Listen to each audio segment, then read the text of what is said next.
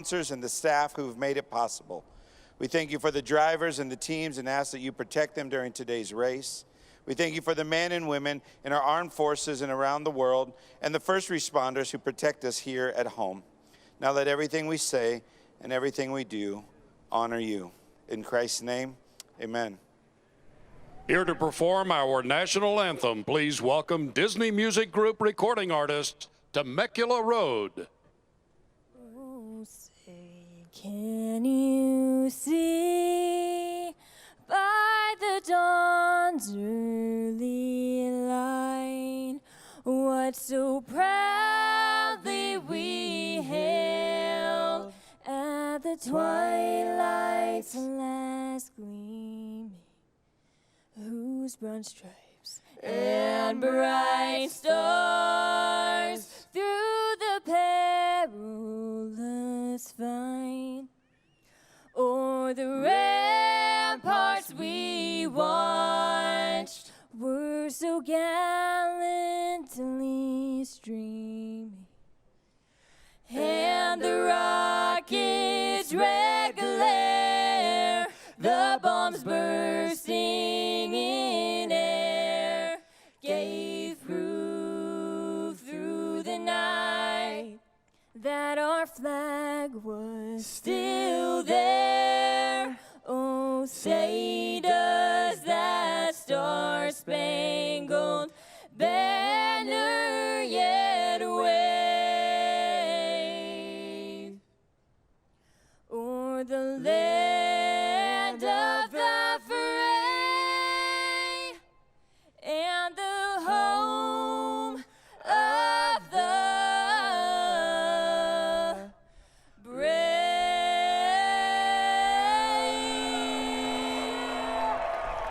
Christopher Bell is going to lead the field to green for the third time this season. Can he lead them to the checkered flag? 300 miles. We'll find out here at Auto Club Speedway. Coming up next.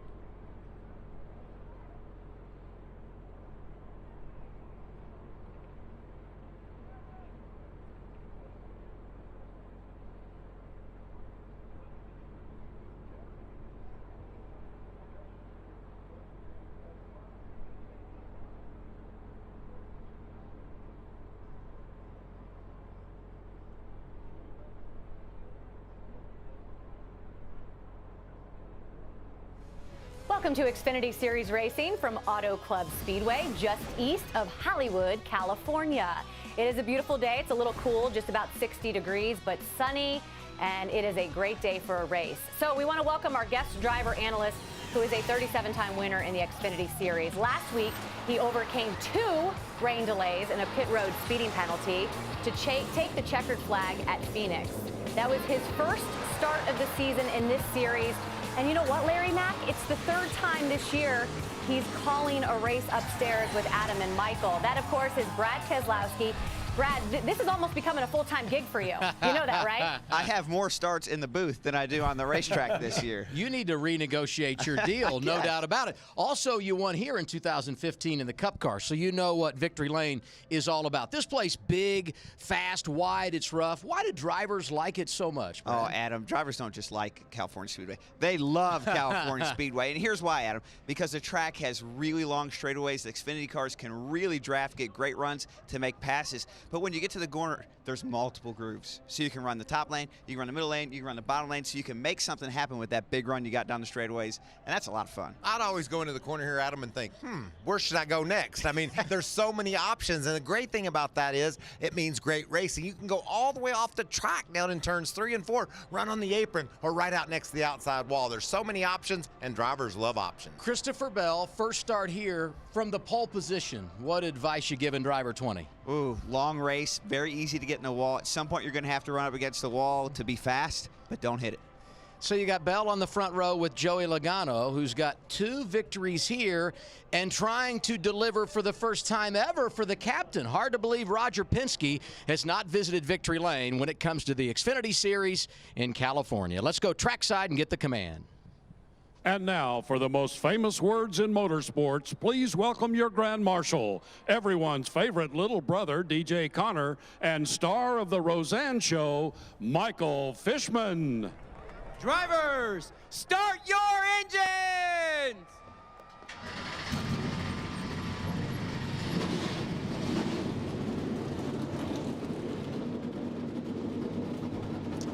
The engines have fired. It's the final leg of NASCAR Goes West. The green flag when we return. First, let's gear it up. So just got done with qualifying.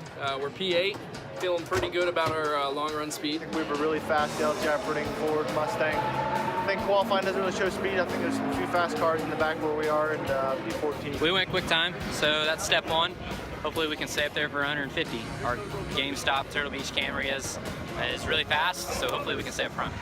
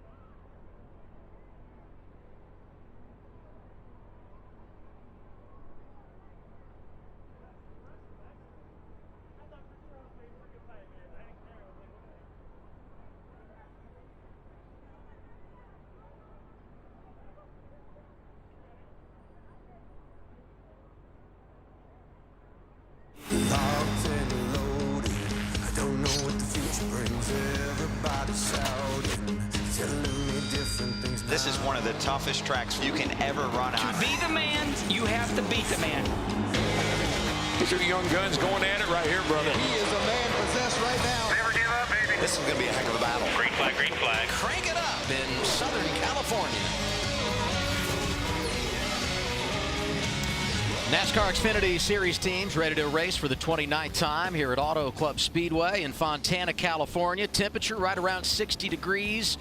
Partly cloudy skies. It is nice. You want a driver to watch? How about the 23-year-old from Norman, Oklahoma? Who knew that Christopher Bell played basketball, was a Jeff Gordon fan? That makes sense because he loves open-wheel cars. How about the St. Louis Cardinals? And he's up for a little fitness. He and Daniel Hemrick doing a little hiking together. He's a Truck Series champion, and he's on the pole today. Let's go from the driver's seat, Brad. Christopher Bell, this is Brad Keselowski up in the Fox NASCAR booth. You got a copy? Hi, Brad. I got you. Hey, man, I got to tell you, I've been really impressed watching you race over these last 3 starts. 3 poles in the last 5 races, the first 5 of the season. You got a great spot. Last week, you almost won. Believe me, I know. Sorry about that. And you got a great shot today. I want to know, and the fans at home want to know, what's on your mind for the race here? What's it going to take for you to get your first victory here in NASCAR Xfinity Series? Well, it's going to take me to pick the right lanes on the restarts here. And as you know, this place is extremely wide, so it's going to be tough on the starts and restarts to hold them back, especially whenever you got a guy like Joey beside you. But we've got a really fast Turtle Beach GameStop Camry here. Qualifying has been excellent to us all year long, so we're going to see if we can't finish this one out today. Right on, Christopher. It's Michael. I just want to say thank you for wearing that visor cam. It is so cool to show the fans. Shake your head up and down. Just to show the, show the fans what it's like behind the wheel. Great shots, and we appreciate you riding with us in that manner. Thank you. Yeah, no problem. That is cool. Bud, we'll talk to you. I'll see you down at Turtle Beach. What do you say? Talk to you later. Bell on the pole for the 3rd time in the first 5 races. Last driver to do that, Jeff Gordon, 1992. Wow. That's a cool stat, huh? Let's hear from Regan Smith. He's going to deliver Regan's wrap. Good afternoon, Regan. Well, good afternoon, Adam. You know, we've talked all year long about the composite bodies that NASCAR has implemented, and perhaps no track is going to challenge these bodies more than Auto Club Speedway today. We've got 13 drivers in the field that have never raced there before. They're going to be running right up against the fence as soon as this race starts. Well, what does that mean? With the old metal bodies, if they made a mistake and actually got into the fence, the body changes shape, it deforms. All of a sudden, now you're on pit road. That's no good. You got to pull fenders out. With these new composite bodies, look at the durability. They can hit the wall, and it's going to bounce right back out like they need it to. They're not going to lose the shape of the body. Look for these guys to use these up all day long. Matt? Regan, John Hunter Nemechek couldn't have picked 2 of the more difficult races to kick off this year with Chip Ganassi Racing. Atlanta and here at Auto Club Speedway told me that there's almost too many options, lane choice, or which line to try to run. In fact, he leaned on his Cup teammates, wore them out on the phone, getting their input. Also, extra time in the simulator. He told me this is his 3rd trip to Southern California. The first time, he was 2-year-old coming to watch his dad race. Came back when he was 7 just to run dirt bikes with some motocrossers. Today, at age 20, he's hoping to leave with a trophy. He's got a fast race car. Nemechek starting 3rd today. Green flag when we return.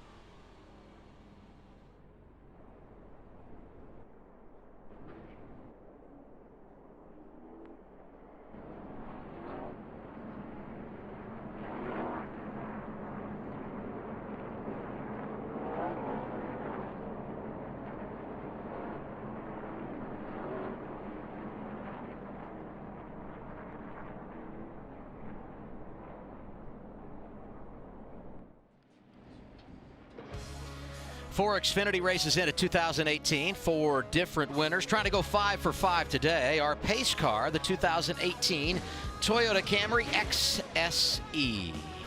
That's a sweet ride right there, leading the field around this 2-mile racetrack, 150 laps, stage 1 and 2, 35 laps apiece. We're getting ready to get with it, guys. Bell on the pole, takes the outside lane. It's time to go green in Southern California.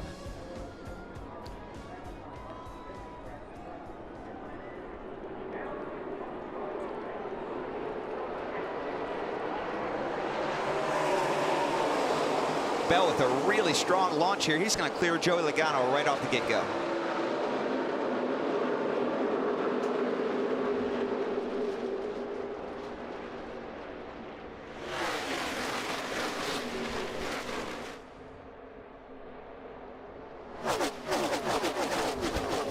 Gosh, you gotta love California Speedway. So many lanes, Michael, to choose from. Top, bottom, middle, and on these restarts, it gets crazy. Look at all the lanes. There is no out of bounds. You saw Kaz Grala go from the wall to the white line. Got a couple down on the apron as we come back to the start-finish line, completing lap 1. Christopher Bell gonna lead this thing. When they got to turn 1, Adam, I thought Tyler Reddick forgot to turn left. He went straight and he went to the outside and picked up 10 spots on that opening lap. What a great run for him early. Reddick inside the top 10 after missing the final round of qualifying earlier.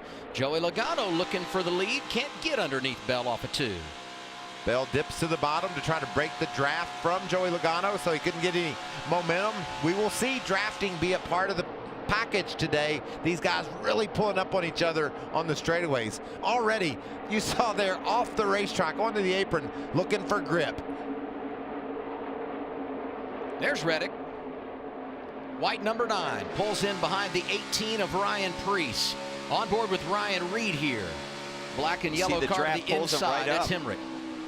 Look at that car buffer around. A lot of uncertainty on entry, I think, Brad. You guys look like you're loose, just hanging onto these cars as you enter these corners at nearly 200 miles an hour. Absolutely, and it's a little bit bumpy entering the high side. Whoa, as Daniel Hemrick comes up right in front of Ryan Reed. There was a small hole there, but not a lot of room and a little contact there. Wow, that's just great racing. That's what we're going to see all race long. You have to make the aggressive moves here in California, especially down the straightaway, to utilize the draft. And Daniel Hemrick making that block slowed down that run that Ryan Reed had and helped him hold that position, but that was a little risky. Reddick continues to march up into the top, nearly top 5. He's 6th position that time by as you see this battle for the lead. I think Logano's got a faster car right now, but Christopher Bell is doing a nice job holding them off. Well, Joey's got a lot of experience around here. Like we said in the early parts of the broadcast, 2 wins here, but he probably should have won a few more races than even that. This is one of his best tracks, hands down. Those wins for him, a part of a 9 consecutive race win streak for Joe Gibbs Racing here at Auto Club Speedway. Good battle here for young drivers. 00 is Cole Custer. And behind him, the 42, John Hunter Nemechek. First visit to California of any kind. 2nd career start in the Xfinity Series. Top 5 a few weeks ago at Atlanta Motor Speedway. And now for the lead, Logano down to the inside of Bell. Joey ran just a little bit lower in the corner, gets down underneath Christopher, pulls a side draft, accelerates him forward. He's going to clear him entering turn 3. You can hear Bell really hard back to the throttle, but Logano taking that short line around turns 3 and 4 is able to pull away.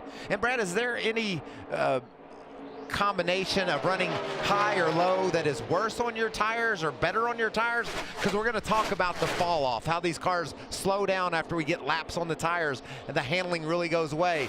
Does it take more care of your tires to run low or high? Well, generally with the NASCAR Xfinity cars, they run really well at tracks like this with a lot of tire fall off where the tires really degrade.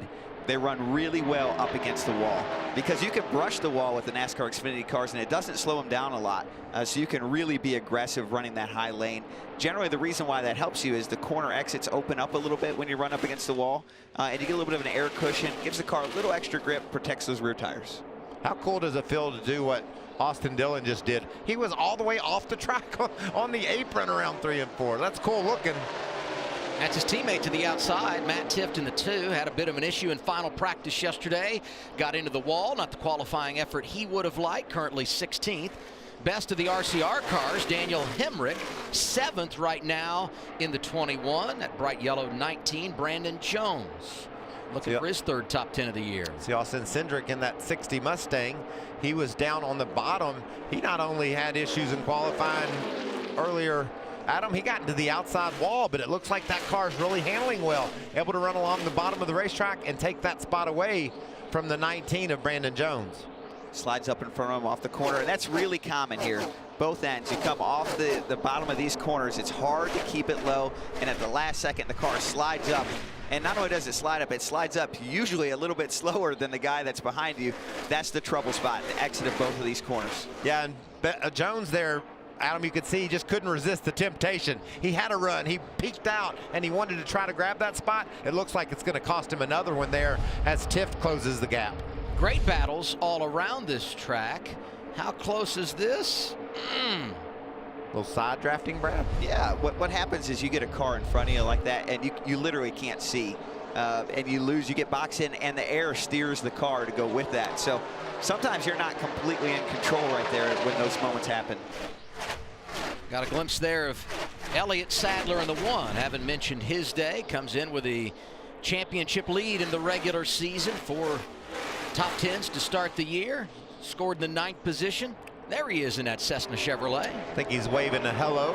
Thank you very much for a spot that he took away from Ryan Reed. Ryan must have opened up the door for him, and Elliott said, much appreciated. Sometimes you drivers will remember that later in the race. Say, all right, I'll cut him a break. For.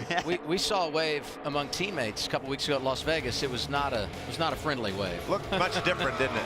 9 laps in here in California. Logano leads this thing.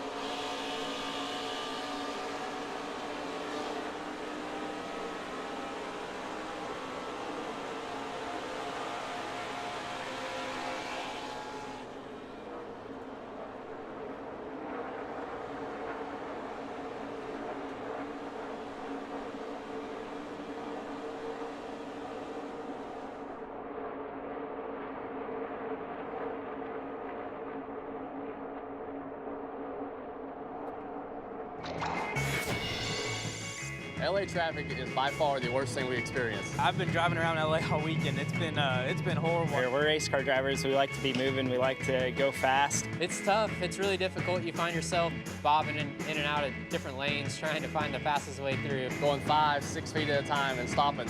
There ain't nothing worse than that. I think Fontana's a lot like that. You know, we're just going a lot faster. Hopefully we don't have to battle any of that this weekend.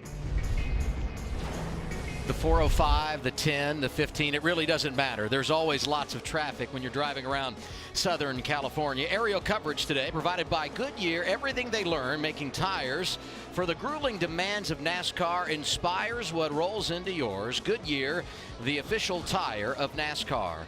14 of 35 laps complete in stage one. Joey Logano leads. Cole Custer has now made his way up to second in the running order.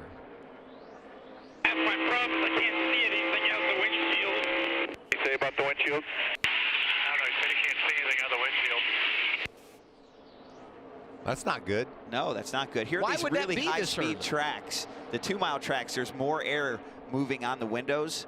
And a lot of times, especially in traffic, the window braces will start to break out, or the teams just aren't prepared for it, especially in the draft where there's that not only higher speed, but the air is not as constant over the car. Saw Reddick get around John Hunter Nemechek. So the 9 car in the top 5. You said it, Michael, from 16th to 6th in 4 laps. He's really been good early. Yeah, it's been impressive. And remember, this driver made a mistake in qualifying last week at Phoenix, and that could have took a little bit of wind out of his sails when he went to roll here in Cali. Just was a bit too conservative, missed the second round. But now that car is on a rail. He's really moving up well. He just drove around John Hunter Nemechek for the 5th position. And this is another car I've been watching, Austin Dillon in the 3. He's in 16th position, but he's really got that thing running low in the corners, and he's been able to make some progress down there. 19 to go stage 1. Logano leading Cole Custer, Justin Allgaier, Christopher Bell, and Tyler Reddick, the top 5. Regan Smith with a special guest on pit road. We don't have any news on pit road with the race cars just yet, Adam, but I ran into All-Pro linebacker Sean Merriman. Big race fan. You love coming out to California Speedway. What do you think about this so far today? This is great. I'm just glad that the rain held off. I know it was supposed to rain, and we talked about a little bit about the speed of this track. That's the last thing you want out here, so it's a great day, man. I always have fun. How does the excitement of this NASCAR racing compare to what you used to do on Sundays on the football field? Well, I tell people a lot. It's just like walking out to 70,000 people scream your name. That's the type of adrenaline you get when you walk out in the racetrack. As long as I'm on this side. You try to get in the car, that's not going to happen, but I love being on this side. I'm a former driver myself. I'm curious, what position on the field do you think I could play? You know what? The kid that goes to get the tee, the kickoff tee. You want to pick up the tee before and after the kickoff. That's about it. Maybe water. Maybe water for sure. I was really hoping he'd at least let me be the kicker or something like that, but evidently not. You said you're going to pick up the tee, Regan. Come on now, that's not nice. You know, Merriman played for the San Diego Chargers.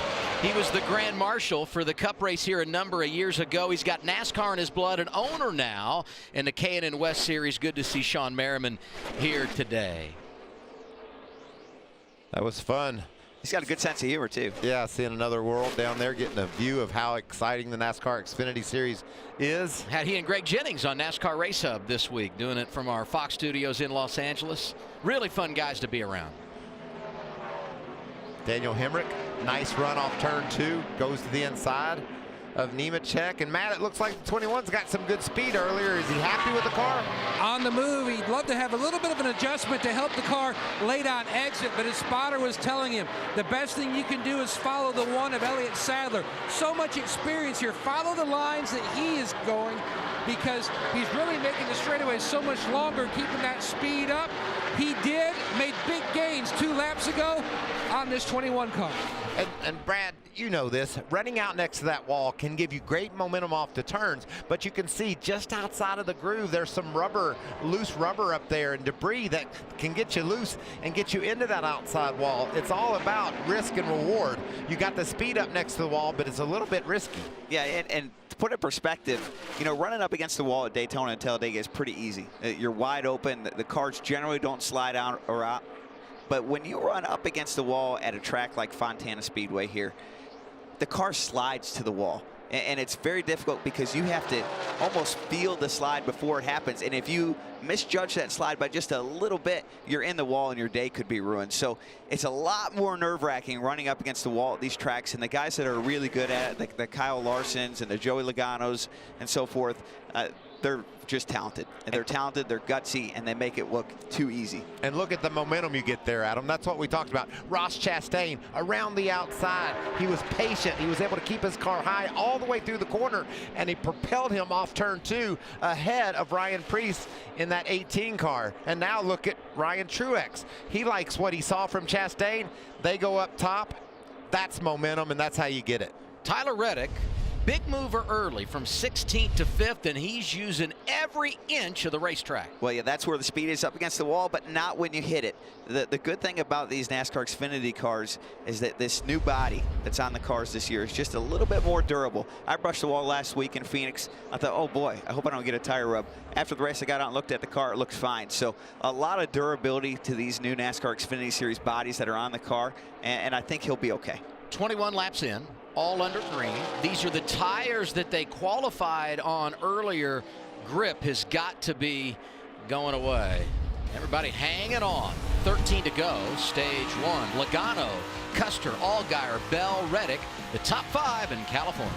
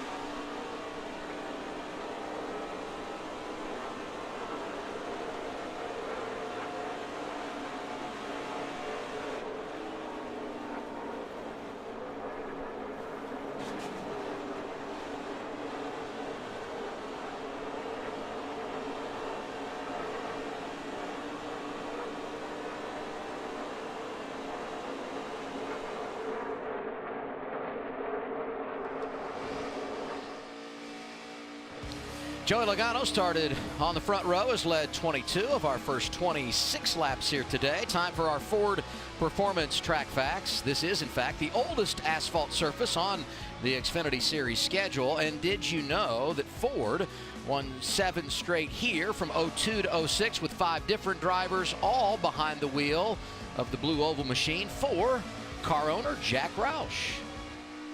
Last time Ford won here, 2007 with Matt Kenseth, and now we're inside a 10 to go stage 1. Everybody has 5 sets of tires in the pits. What's the strategy call coming up, Larry Mack? Well, we know, no question, when this caution flies, it's going to be 4 Goodyear tires for every one of these drivers. But Brad, I heard you and Michael talking about these drivers are starting on the tires they qualified. They had 1 to 2 laps on them. This is where a crew chief is really looking at the feedback from the driver, because you have to be careful not to over-adjust or under-adjust going from running these scuff tires to what will be brand new sticker Goodyears on this first stop. Boy, you're sure right, Larry, and that's so easy to do as a driver. In general, the cars on these scuff tires, they're a little more out of control. They get a little bit looser on exit, a little bit looser into the corner, and that's your first inclination as a driver of what to work on, is to get rid of that little bit of loose feel in and off the corner. But you have to be careful. You put stickers on, the car's got a lot more grip, doesn't get quite as loose. You could get too tight and really screw up your car. So this is where the experienced veterans come into play on how to not just make their car go fast, but give their crew chief the right feedback to stay fast. This is a battle that's been pretty intense, guys. We saw Allgaier run down Cole Custer and get there and stall out. He developed, I think, a bit of a narrow push. You could see it happening with him there. He just can't carry the momentum he needs because of the slower car that he's passing there. And that's just such a challenge for these racers. When they catch another guy dealing with him and figuring out how to get away around him, Allgaier almost did it there, but not quite. And those two racing for position has opened the door for Tyler Reddick in the 9. Look at that run up against the wall. Big momentum as he makes the move to the outside and looking to bring his teammate with him. Reddick is right there in the 9. Meanwhile, Christopher Bell starts on the pole, leads the first 4 laps, but he's back in 6th now. Stay middle down the front here. Let me get a good look at it. Way loose now. Like I just about crashed getting into turn 3 there. Goodyear's off both rights. I don't see a rub. Sounds like he's gotten that thing into the outside wall and scrubbed it up a bit, and he doesn't like the way it's driving after that. But you know, here at California, Larry talked about putting sticker tires on. The adjustments they'll make during the course of the stage breaks today. He can get right back in this thing, but a little bit of a struggle right now for our pole sitter. Hey, how good is Junior Motorsports today? All 4 of those cars inside the top 11. Allgaier 2nd. Sadler has moved into the 4th position around Tyler Reddick, who's now the final car inside the top 5. And the one car of Elliott Sadler, you talked about him, Adam, that time by the fastest race car on the track. So, and look where he's close to, right up to the back bumper of Cole Custer. Custer's beginning to fade a little bit late in this stage. Elliott Sadler's car is coming on. The Junior Motorsports cars look very, very strong right now, like you said. And what I see about them, they can run the wall very well. Stay low down here off 2. Stay low off 2. 4 to go. First caution of the afternoon. I say 4 to go. That's in stage 1, obviously. And the caution is out for the 15 of Matt Mills. Stand by, Larry. What are we going to see here, Larry? I don't see, but you have but one choice. No matter where you're running, we know you have to come get 4 Goodyear tires. I've been watching the scoring monitor, and we have slowed down almost 3 seconds over the course of these 31 laps. If you stay out, they will absolutely run over you. I want some stage points, Brad. If I'm some of these guys at the Xfinity regulars, I'm going to stay out. I'm going to take a chance and see if I can't sneak in there and get me some points. Well, I think the real question here is, what is NASCAR going to do? 3 to go. If they open the pit road first time by, they probably won't get back green before the stage is over, and that's going to put the teams in a tough decision. Do I want new tires and the lead when the stage comes up for green, or do I want those stage points? And Adam, you know, we've covered these races. NASCAR does everything within their power to get that green flag back out, even if it's just for 1 lap. Last week, Michael, it was red. We got the 1 to go as you guys came across the start-finish line on pit road, Brad. We did, but right now we have a car up against the wall. This might take a few laps. Yeah. Hopefully everybody's okay. And we'll have to see how this plays out. But I imagine this is going to take 2 or 3 laps for this yellow, and we probably will not be able to get back green. But you see how giddy we all get. Larry McReynolds down in the Hollywood Hotel. He wants to come into pit road, get him some tires. I'm up here thinking, let's have a battle, a 1-lap shootout. But I don't think they're going to get the track cleared up in time for that to happen at this break. But man, stage racing has added so many different elements to the NASCAR scene this season. The last couple of years has been so much fun.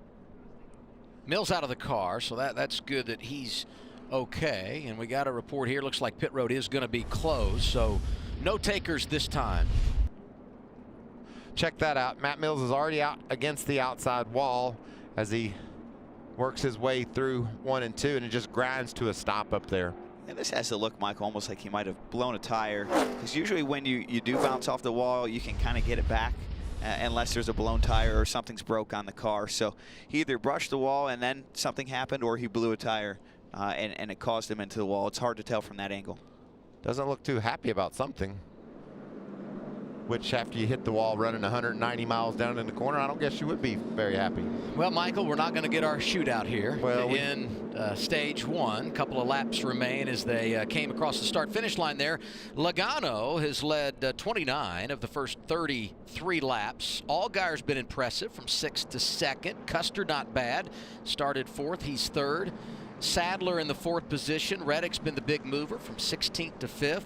Bell going the wrong direction after leading laps earlier. He is in the 6th position. Nemechek, Hemrick, Chastain, and Ryan Truex complete the top 10. And can't say enough good things about Ross Chastain in the 4 car. He impresses us every week. He takes really that does. JD Motorsports equipment and runs to the front with it, and he runs so well with what he has on Saturday in Xfinity. He's gotten some cup opportunities with Premium Motorsports and Jay Robinson. So great job by Ross working his way up the ranks the hard way. Not afraid to roll his sleeves up and go to work. Stage 1 going to end under caution. It's Logano leading at Auto Club Speedway.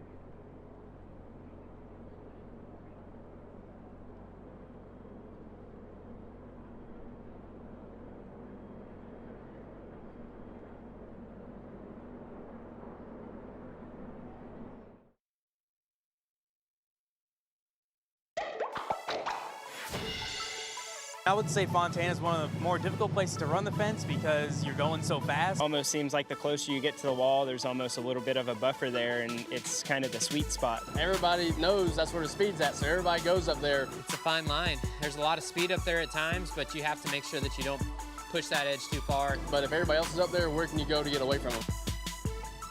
What did Bell say? It's a fine line. There he is. He crossed it, huh? You know, as a driver, Michael, you just hate when there's a camera that shows this.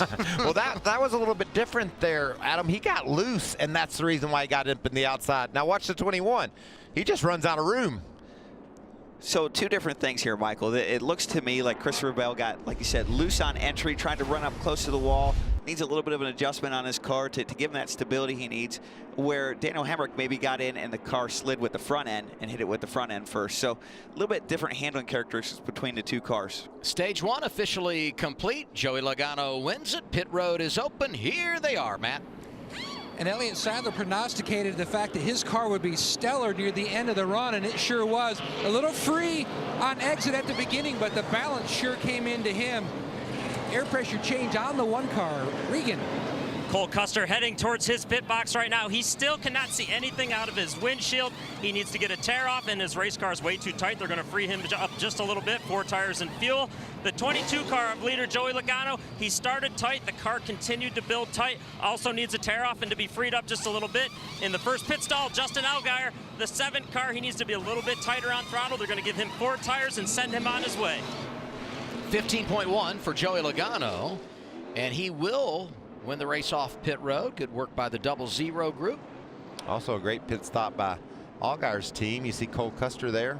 Yeah, Allgaier in the #1 pit stall after winning the pole last week at ISM Raceway, so that could help them out as the day continues. You want to dial up your buddy down there? Let's do it. Let's check in. Joseph Logano, Brad Keselowski up in the Fox booth. You got a copy? I got you, BK. What's up? Oh, just checking in with you, man. You looked really, really good that first stage. Had to run a little bit on the bottom, a little bit in the middle, a little bit on the top. What are you feeling out of your race car today? Yeah, the American Tires Mustang is pretty good, especially in the long run. I feel like the 20 was pretty good to take off there, and once I was able to get the balance of the car pretty close, I was able to kind of move around the racetrack, get by him, and then you know how it is with these Xfinity cars, the wall stuff being pretty quick and a lot of fun to run. So run up there on the edge and hopefully not hit it. Yeah, speaking of hit it, we've seen 3 or 4 cars already hit the wall behind you. What's the key to not hitting it? I don't know. No, I think this is a fine line, right? You got to be focused the whole time, and it gets challenging when you get behind a car, when you're relying on the air, and then all of a sudden the air is not there to hold you. It's enough to flip you up just a couple feet, and that's where the wall is. So sometimes even less than that. So it doesn't take much, and then as your windshield gets pitted, you can barely see the wall as it is, and it makes it a little bit more challenging. So it's faster, but definitely a lot more hard. Well, that's great insight. Really appreciate it, Joey. Good luck to you the rest of the race. You got to keep up with last week here. This car was just in victory lane, so good luck to you, buddy. Nice job last week. Yeah, I wish you qualified a little better and have a little better pit stall, though. I can never win, but good job, man. All right, we'll be watching. Hey, 4 times you and Joey have won back-to-back in your career, but never as teammates driving for Roger Penske. We'll see if Joey can deliver in the 22 car here today.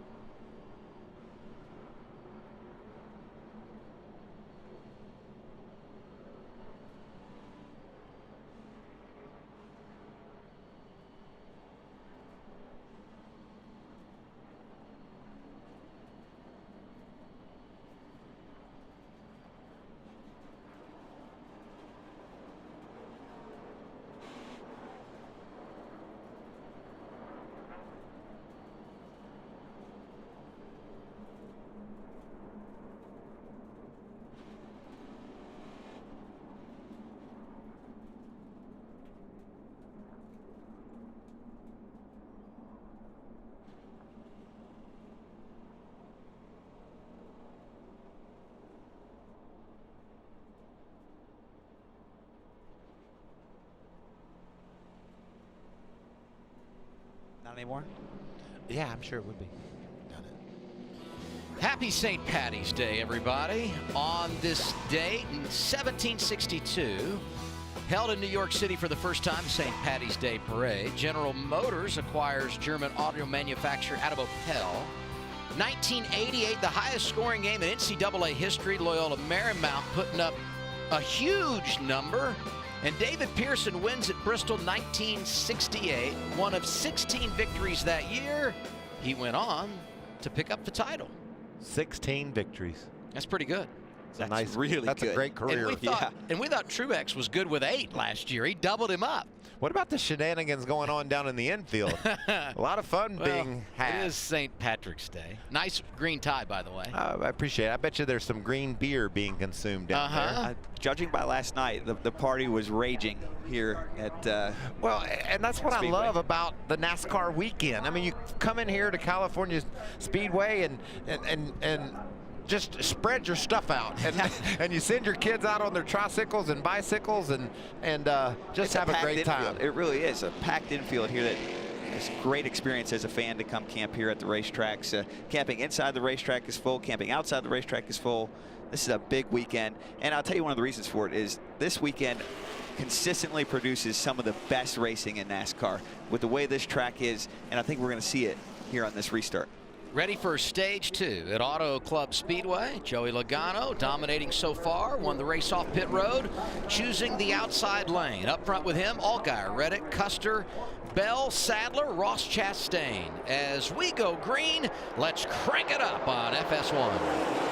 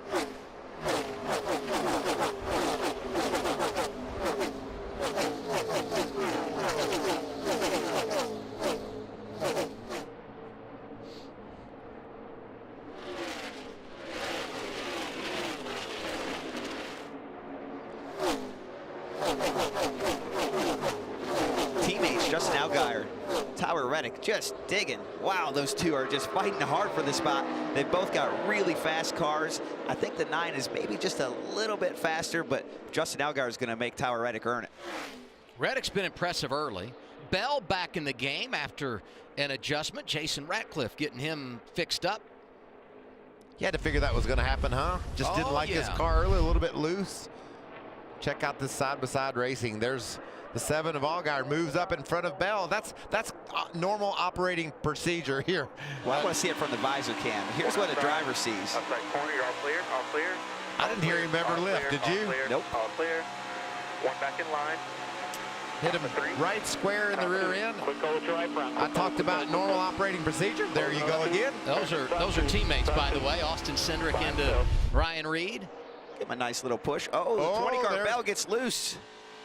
But that tells me he's got a car that he likes, Brad. He's able to go down to the bottom and take that chance and try to make that move. The car didn't stick with him. Double zeros with you. Inside 1. Yeah, it looks like that's what Christopher's been fighting here today. He's been just a little bit too loose. He's got great speed in his car, but the handling's not quite where he wants it to be, so he can't quite get the moves to work that he needs to be able to make passes and to stay up with Joey Logano. Watch this move. Uses that draft, that momentum off turn 4. Elliott Sadler had cleared those guys, but here they come back. Just great racing here. All the lanes being used. Is it frustrating for the driver to make the move around the guy in the corner and then have the momentum lost on exit and lose that spot right back? One of the most frustrating things in the world as a driver here at this speedway is making a pass on the bottom and just barely not clearing, because then that guy's on your outside and you lose the draft the entire straightaway, and sometimes you lose 2 or 3 spots because of it. So it's so important that if you pull down to make a pass, that you clear them before the straightaway to get back in line for that draft down the straightaway. How spotter dependent are you here? Big time. You cannot see hardly at all out of the right rear corner of these cars, so you're completely going off of your spotter. Sometimes it's tone. Sometimes it'll say clear, and sometimes it'll say clear. And you don't quite come up as fast as you want to come up. That's a bit of uncertainty that you might hear. You got to interpret the body language of your spotter, right? And that's part of that driver-spotter relationship. We had some fun with your spotter last week, Joey Meyer, working with you at ISM Raceway. We caught him during a rain delay, and he shared his weather forecasting skills with us. Joey is a phenomenal spotter, but he's probably a better pilot. And pilots, of course, have to know the weather so well, and he uses that information, and it's really helpful. But on a day like today, it's beautiful, and the weather's not much of a factor, thankfully. If I had to choose, I would rather him get it right when he's flying the airplane as opposed to getting you through traffic out here. I like both. I was going to say, what about this relationship between these two? He's in Joey's hands almost every day of his life. That's a good point. I didn't even think about it that way. How about a spirited battle among rookies? 9 is Tyler Reddick, 20 is Christopher Bell, both here for the first time. So 2 things happen here. One, you see the 20 car, his left side tires got right on one of those sealer seams. And those seams are slick. It's not the same, of course, as the asphalt. Doesn't have as much grip when the tires run over it. The car gets loose. The other thing that you saw there is that he lost air off the right side of his car, which is so critical for these race cars. They rely on downforce to push them into the track, give them a little extra grip with the air, and side force to help keep them in their lane. And when someone gets outside of you, you lose that side force. So those 2 things combined got him just a little bit loose, and you saw that correction, lost a little bit of time, and was not able to make the pass. You always want to win at home. We've mentioned Tyler Reddick multiple occasions. The 9 car, he's from California. So is that guy, 00 Cole Custer, who gets a position. Put him 3rd now, 14 laps into stage number 2. What about this battle for 3rd? We saw it change hands there, but lurking right behind these 2, Christopher Bell, Elliott Sadler, and Daniel Hemrick has driven up and joined this battle for the 3rd position. John Hunter Nemechek looks like maybe an adjustment his car liked as well. He was fading early, but he's hanging in there now. It's Ryan Preece back behind him, making his first of a number of starts for Joe Gibbs Racing in 2018. Good look there at the driver that got his first career win at Iowa Speedway last summer, and that final car in the top 10 continues to be Ross Chastain. He's battling along with Matt Tifft. We saw Tifft into the outside wall in practice, and now the car looks like is coming around, and we've seen a lot of speed out of Matt Tifft in 2018. He's been competitively inside the top 10, and no surprise that he's there again. We talked about Ross Chastain overachieving. He always does a nice job driving that 4 car for Johnny Davis, and a good run for Michael Annett. He's closing in on the top 10 in the 5. Yeah, the JRM cars, I said it earlier, but they have done some really good things in the early portion of this race. You know, the great thing about this battle for 10th, they can look just up ahead, and there's a great battle for 2nd place. Cole Custer has run down Justin Allgaier, trying to take 2nd away. Cole's been running a little bit lower on the racetrack than a lot of the other guys, so that tells me his car is very, very strong. It tells me it's probably a little bit loose and turning very, very well. But he's going to get the door shut. Oh, look at, oh no, there's not enough room there. Whoa. He got a little bit of a break from Tyler. Oh, but he's not over yet. Hold your line. Look at that. Outside. That's just a muscle move right there. I don't think Tyler's appreciated getting cut off, so he said, I'm going to heat you up a little bit and watch this momentum off turn 4. The same thing's going to happen again. This time Custer said, oh, look at that right rear. Damage. Oh, that's big damage, Michael. That's big damage. What happens there is that the right side quarter panel you can see was buckled in.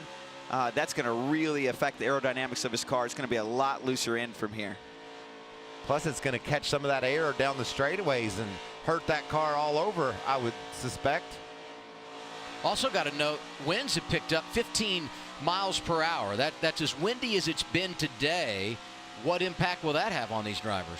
Well, that makes the cars, of course, just a little bit more difficult to predict, which when you're running right next to the wall, inches from the wall, what you really want out of your car is predictability. So that's just going to make this a little bit even more of a bigger challenge for these young NASCAR Xfinity Series drivers. Very competitive racing in the middle stages here, Regan. It is very competitive racing, Adam. And as we look at the 00 car, Cole Custer on the screen, we highlighted how he had trouble seeing on that first run of the race. This is the tear-off that just came off of that race car. You can see how sandblasted it is and how the glare from the sun makes it a major issue to see. These guys have this trouble all the time when we come to these old wore-out racetracks. Brad, there's nothing worse than not being able to see where you're going at 200 miles an hour, is there? Yeah, and you know, Joey Logano was talking about that when we did the interview at the end of stage 1. Not only do you have to run up against the wall and you have to be perfect with great concentration, but you can hardly see. So let's just throw another challenge at you and explain to the fans at home what that's like. It's like when it's raining and you don't turn on your windshield wipers for a minute or two. That's what the visibility is like. This is that battle between the 9 of Reddick and the 00 of Custer. And you can see, Brad, once he gets on that back bumper, he just shoves him right out of the way. Yeah, he keeps giving him a push. Hey, I'm still here, still here. And it crinkles the corner of that right rear bumper cover and the right rear wheel opening. And I'm telling you, I think Cole Custer's in a lot of trouble. This track is very, very fast. And without that little bit of grip that quarter panel gives you, he's going to back up here. What about those camera shots? Was that beautiful or Awesome. what? Custer was trying to get second. He's now back to 5th. Bell's been able to get around him. Other drivers in the top 10, Elliott Sadler, Daniel Hemrick, John Hunter Nemechek, Ryan Preece, and Ross Chastain. We're over halfway through stage 2 at Auto Club Speedway. It's been the Joey Logano show. He's led 50 laps so far.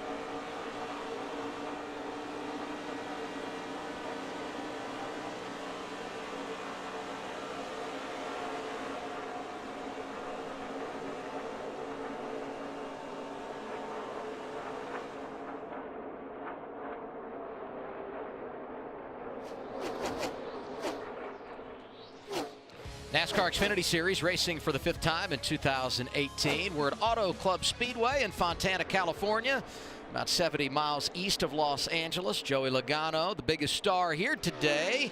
He's out front of Tyler Reddick, Christopher Bell, Justin Allgaier, and Elliott Sadler with 12 to go in Stage 2. This is a difficult racetrack, so drivers can have rookie moments. And while we were away, one for Austin Cindric in the 60 car.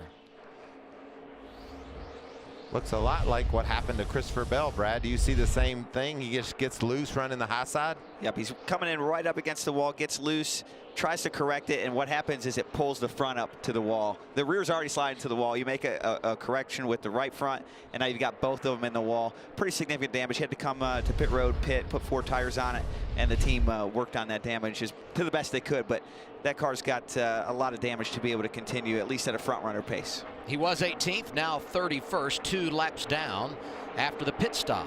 42 here is John Hunter Nemechek.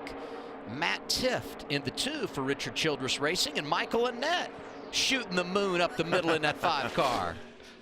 And just behind those guys, that's Ryan Reed and Kaz Gralla. Look at Annett battle that car up off turn 4. I'm going to hurt my back with the body language trying to keep these drivers off of one another. We have great battles all the way around the racetrack. Here's Allgaier and Sadler racing hard for 4th. Watch him just try to sniff that side to draft him. I just feel like Sadler, despite the fact he's running in the top 5 again, has had a quiet afternoon, Matt.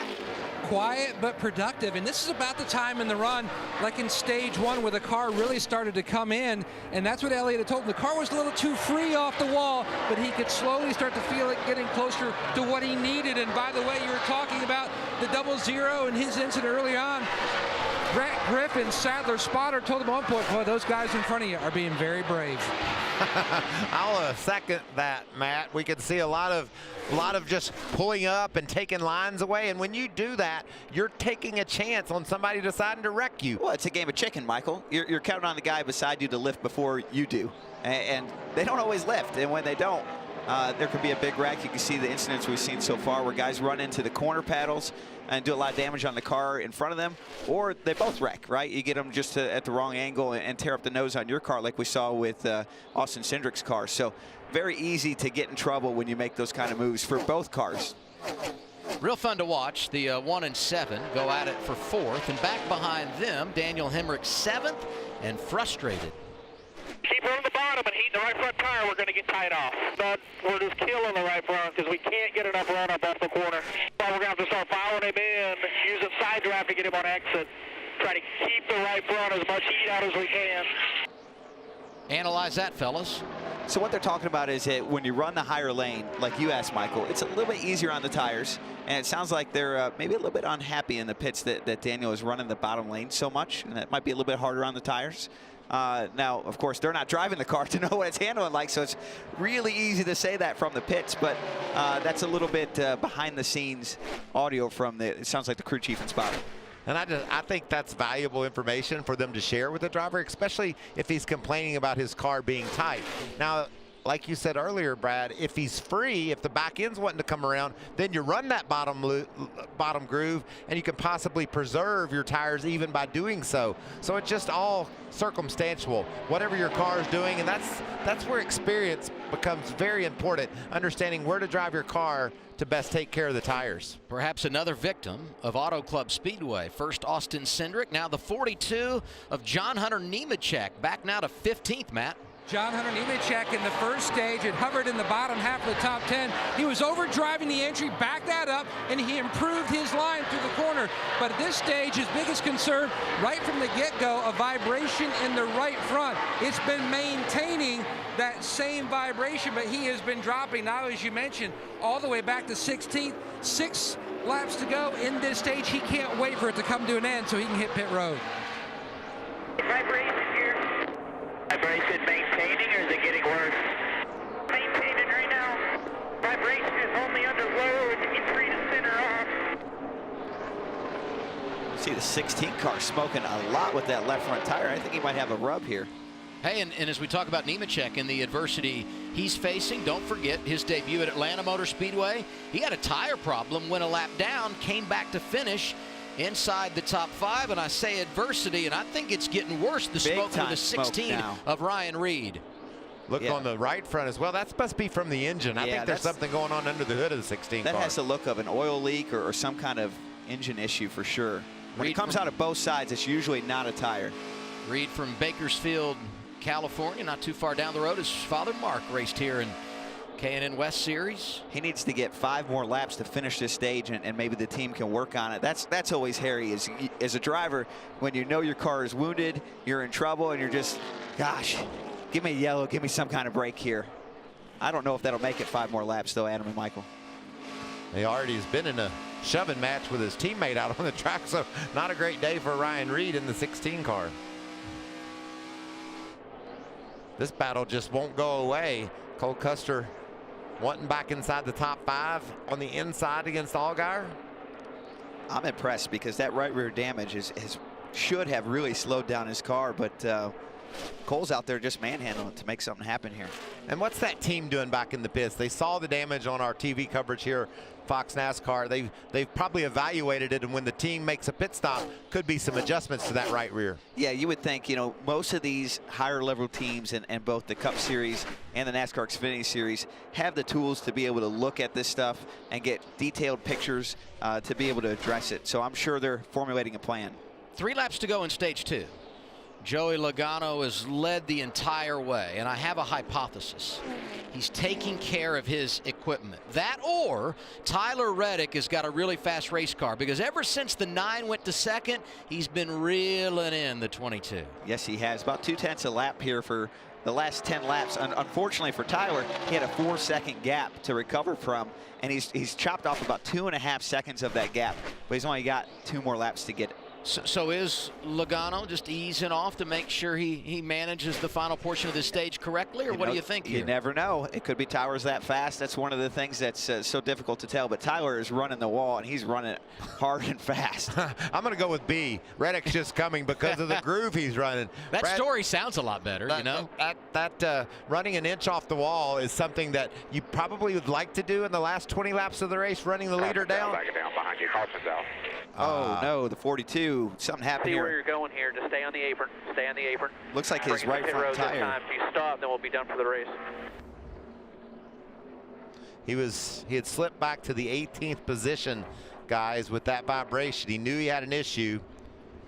You can see the right front tire flapping there, in the fenders and hood peeled away. So my guess is what John Hunter was feeling was some kind of a tire degradation. Maybe the cords were coming apart on the tire. Usually you get a little bit of a warning, but then when they let go big. You can see it.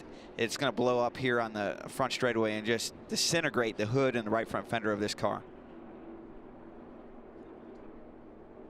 There you can see it taking place right down the front straightaway. And that's as good a place to have it happen as anywhere, I guess. You know, if that happens going down into the corner, more momentum into the outside wall, so he's able to keep it off the wall.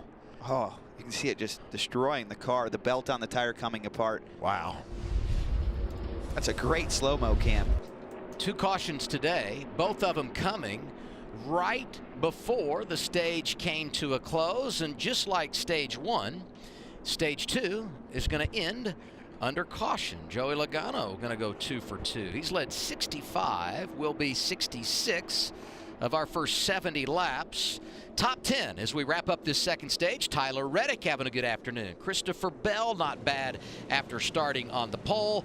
Then it's Allgaier, Sadler, Custer, Hemrick. Austin Dillon into the top 10 is 8th. Ryan Preece is 9th. And Michael Annett rounding out the top 10. Pit stops, and we'll get underway in our final stage. It's when we come back to Auto Club Speedway.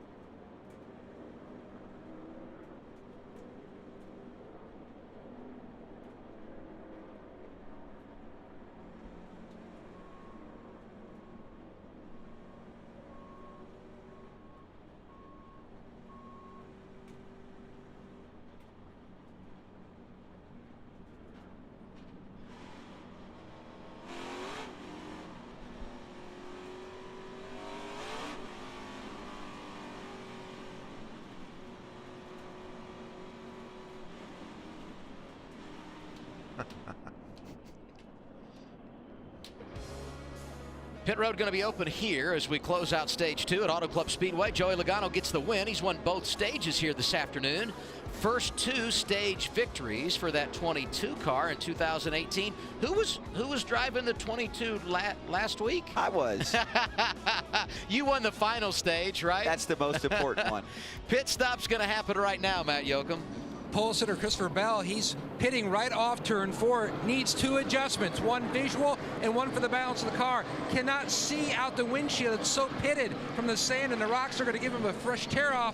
Also try to make the car a little bit tighter on exit. Meanwhile, Elliott Sadler in the 1 car upper right, his car just too free near the end of the run, Regan. Well, the 9 car of Tyler Reddick started that runoff too loose, but it got better as he ran, and we saw him moving forward. He needs to fire off just a little bit better so he doesn't have to make up quite as much time. The 22 car of Joey Logano was too tight again this run. He was 20% better than last run. 4 tires fuel, and they're going to send him on his way. 14.8 for that 9 team of Tyler Reddick, and the race off pit road goes to Logano. Top 3 holding serve. Reddick was second, Bell third. Austin Dillon working his way to the front on track. Big stop here for the 3 team plus 4, and Dillon will be in the top 5 when we get underway in our final stage. Joey Logano grabbed that stage win, but I'm telling you guys, Tyler Reddick was the fastest car on the track late in the run there. See if we can get a word with Tyler. Hey, buddy, it's Michael Waltrip up in the Fox booth. Do you copy? Let's start over. Tyler, go ahead. No, that wasn't me. Okay. Somebody walked in, Dave. Tires look really good. No marks on them. Little team really communication there that I messed up. Let's see if we can squeeze back in there here in a second. Hey, Tyler Reddick, it's Michael Waltrip up in the Fox booth. Do you copy? Yeah, Michael, I got you. Well, Logano got the stage win, but you got style points. Running an inch off the wall and running the leader down. You have a really fast car. Any adjustments there? Do you think you got what it's going to take to beat 22? Well, I don't think my line choice on the restart the first couple laps was great. We'll try and work on that a little bit more if we can, but really happy with the long run speed in our Nationwide Children Chevrolet. We just got to figure out what we got to do here to get some clean air, get single filed out on this restart, and hopefully if we don't have the lead already, run the leaders down. Well, I'm sure Dale Jr.'s somewhere watching, probably in West Palm or somewhere like that, but how good does it feel for you to be here at your home track running so well? Well, you know, this is a track that, one of the few tracks that was left on the schedule that I hadn't run yet, but coming into it, I knew I was going to either leave here as being my favorite or second favorite track, so depending on where we finish today, I think it will determine which spot it gets, but I'm having a blast out here right now running against these guys. All right, we're enjoying watching. Keep it up, buddy. 10-4, thank you. First or second best track. I like that. Tyler's just a happy-go-lucky guy. You got to love that about him. And a new face at the front when we go green in this final stage, Austin Dillon. Hell yeah, boys, what I'm talking about, dude. Good job, boys. I was killing it. Yeah, Roger on that. That was a nice stop. You know, Tyler Reddick had never raced here, but last year he was here with a 42 team. It was Kyle Larson winning. Reddick taking some really good notes, applying the knowledge here today.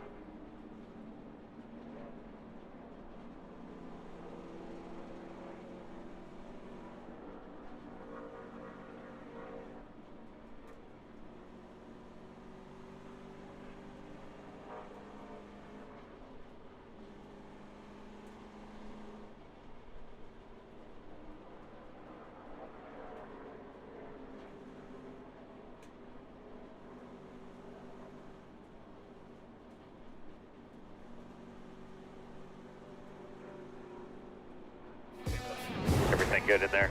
Mine, sir? Got the steering wheel, got 3 pedals. Yeah, let's go kick some tail. All clear, lots of room. Make up some ground. All you got to do is pass the same number of cars and you'll have the lead. Very true. Team Penske trying to go back-to-back in the NASCAR Xfinity Series today. Joey Logano dominating at Auto Club Speedway. 1 week ago, it was our man, Brad Keselowski, who delivered. And before we pick up the green flag one more time for this final stage here at Auto Club, let's talk about what you guys are doing with the foundation. Always lots of things happening there, Brad. We sure are, Adam, and appreciate the love that we get from the foundation, from our fans and viewers that are watching here at home, trying to help our nation's heroes, those who have made tremendous sacrifices for the community, whether it be our first responders or military who didn't come back the way that they might have went out to battle or to serve. So we've got a number of things we'd like to do to help them out. You can check it out on our foundation, checkeredflagfoundation.org, and sign up for our newsletter. We'll show you all kinds of things, updates that are going on, and you can follow along with us there. Perfect timing, because we're ready to go green now. I'm ready. Let's go. Our pace car pulling to pit road, that would be the Toyota Camry XSE 2018 model. Front row, Logano and Reddick, ready for the stretch run.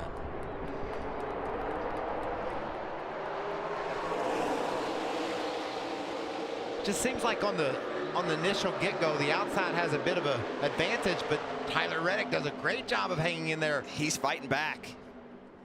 This one's going to be close coming off of turn 2. Tower gets a little bit loose. We'll see if that's enough for Joey to clear him. Austin Dillon in the game, up to third. Bell behind him. Allgaier changing lanes into 7. 3 wide, nice move. Oh, but it's tough to hold the bottom unless you get way low like Austin Dillon is. We talked 10 laps into the race about Dillon running down next to the grass. Now he's taking that same line all the way to the front. This was really an important restart, guys, for Tower Reddick. The last few restarts, and you heard him say this, he's fallen back a couple spots, and he's had to climb back out of that and try to run down Joey Logano. He's not letting that happen this time. He's got Joey Logano within his sights to hopefully keep him honest. How about this visor cam? I love the angle. Watch Christopher Bell not only work his hands, but you can hear him working that throttle as he rides along in the 3rd, 4th position, sizing up Austin Dillon for that 3rd spot. I'm really interested to see the adjustments on Christopher Bell's car, what it's going to do for his car and his effort. I had him pegged before the race to be right there with Joey Logano all race long, and he just hasn't quite found the feel or the handling in that car. But with this pit stop, it was another chance to adjust on it. We'll have to see how this plays out. 3 wide for a moment. The 5 of Michael Annett inside of the 21. That's Daniel Hemrick. Brandon Jones right behind them, trying to find his way inside the top 10. Up ahead, 00 of Cole Custer. Meanwhile, left of your screen, the 3 is Austin Dillon. Best running position of the day for him, right in front of Christopher Bell. Yeah, Austin with that pit stop has been able to hold this track position. He hasn't had the run all day he probably would like to have had, but it's working now. That 3 car was fast in final practice over on the Monster Energy Series side, and they found some speed here, Regan. Well, they found some speed, Adam, but they have had to work hard on that car all day long. They qualified 19th, and I talked to crew chief Brandon Thomas right before the start of this race. He was not very confident in what they were going to have starting off. He's made some nice adjustments, a nice pit stop for those guys, and former winner of this race, Austin Dillon, has now found himself up in the top 3 here. Led one lap 2 years ago when he got that victory, Michael. Yeah, and you really got to appreciate the effort. Austin's had to be mistake-free. I mean, he's had to be perfect in order to get from 19th up inside our top 3, and he's done just that. But I think right now, Christopher Bell, you talked about the adjustments that he needed, Brad. I think he likes what he's got in that 20 car. His crew chief, Jason Ratcliffe, they've done a nice job of adjusting it and getting him in a position to go up there and challenge for the win. He takes that 3rd spot away, marching toward the front. And Elliott Sadler falling outside the top 10 as he and Brandon Jones race for position. Behind him, the 11 of Ryan Truex. And in that situation, Brad, you're just looking in the mirror if you're Elliott Sadler, hoping whoever that is behind you will get to that back bumper, give you that push so you can draft past the guy you're racing. Absolutely, and I'm looking 1 car ahead of Elliott Sadler, and if we've said it 2 or 3 times a day, we haven't said it enough. Ross Chastain running 10th, running with some of the best cars in the series right now, with certainly a lot less funding. That's a really impressive run. And what this has led to is a chance for him to be on the track with you tomorrow. I mean, that's an awesome accomplishment with the equipment that he has and the job that he does with it. Johnny Davis has done a great job of giving him this opportunity, and he's just a grassroots racer who's made it all the way to the Cup Series just with a lot of effort and a lot of result. If we're going to give attaboys, 23, Spencer Gallagher, trying to be in the top 15 for a 5th consecutive week to begin 2018. I've been showing a lot of progress with that team. I think I guaranteed you a top 15 finish earlier today. Actually, and he's going to go for 2 here on this pass up in the 12th. He's not messing around. Inside the top 12 for the 23 of Spencer Gallagher. What do you have, Matt? And Ryan Truex started 10th today. He's been trying to run between the seams. The car just wicked free, trying to hold on to it. They have not been able to improve the balance as much as he is needed. And remember, we're done having these stage breaks, so we could see some green flag stops coming up. 68 laps to go. The potential down the road of green flag stops on old tires. How do you manage this place executing in those circumstances, Well, a little Brad? bit longer run. These Xfinity cars should be able to go about 40-some laps on the tank of fuel. And so as that plays out, the tires are just going to keep falling and falling. So tire management over the course of this run is going to be critical, but also pit strategy and pit road execution. You've got to get to pit road fast, but not too fast to get one of those speeding penalties. Drivers starting to talk a little strategy. Crew chief agreed. Larry McReynolds? Well, Adam, we went back racing with 74 laps to go, so no matter what, you know you have to stop one more time. I know Brad was just talking about the fuel window being 44 to 48 laps. If we stay green, I think these crew chiefs will split this last run right down the middle. So I'm going to say somewhere around lap 110 to 115, 35 to 40 laps to go in the race. That's when you'll start to see them make those green flag stops. Remember this, once one of the leaders comes, an epidemic will break out. They all have to come. And I think that's true, Larry, unless you're Ross Chastain. We've talked a lot about that 4-car. There's some guys in the back half of our top 20 that will take a chance and stay out on the racetrack and run their tires and their gas all the way to the end, hoping to catch a caution flag, maybe lead this race, but definitely try to get a better finish through a timely caution that might be flown. Well, I'm looking up ahead. The 20 is having a great battle with the 9. Tyler Reddick, Christopher Bell, and there's another great battle here for 4th, 5th, and 6th. We've got so many battles around the racetrack all day long here with this NASCAR Xfinity Series. But this is a key run in the race. Look at that momentum, and here's that battle you talked about. Christopher Bell riding along on his visor of his helmet, just seeing exactly what he sees. He's caught Reddick, and I think he has a faster car. He just can't get around the 9. Well, the last 2 laps, these 2 cars were the fastest cars on the racetrack. The 9 and the 20, a little bit from the draft, but I think these 2 are hungry, and they're going to keep Joey honest here. Reddick has been really impressive today, Regan. He's been impressive. Somebody else has been impressive is his PR representative, Mike Campbell. Mike Campbell was just over here doing the signboard. We talk about the roster cuts and things, the changes that we've had to the series this year. These teams are using every hand available to do pit stops right now, including PR guys. They're not trying to put you to work, are they, Regan? No, they're smarter than that. They know way better. They don't want that penalty. And I'll tell the PR guy, Regan, I got a text from Dale Jr. just now. He's been in Omaha working today. He wasn't down in sunny southern Florida, but he's at home now relaxing on the couch watching his cars really run well. Good afternoon for JRM. 64 to go. Logano leading in California.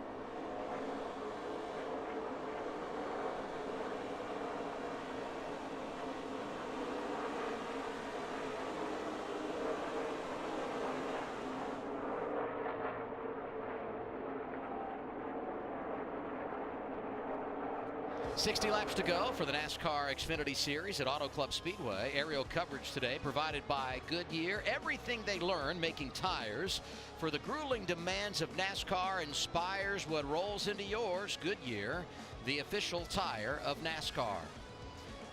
Joey Logano leading this thing with 80. He's led 87 laps. The other 4 out front go to Christopher Bell. What about that 22 team spending some time together out west, huh, Regan? Well, they did, Adam. They had the opportunity to go and visit Elon Musk's SpaceX. Matt Swiderski, who works on the 12 car at Penske Racing, set the trip up for those guys on the 22. He worked there in 2012 for a little while, so a very neat deal for those guys to get to go and see these rockets and see the facility where they do all that stuff at. And we can confirm now, Brad, that there are rocket scientists working at Penske Racing. Well, I tell you what, Regan, I think that's why those Penske files are so detailed. I mean, the work that goes into making these cars fly around the track like we see Joey Logano doing today, it's all part of research and technology. Now, Logano has dominated this race when you look at the numbers, but Tyler Reddick not going away with 58 remaining. The last car quick, running hot. He's running hot, Earl.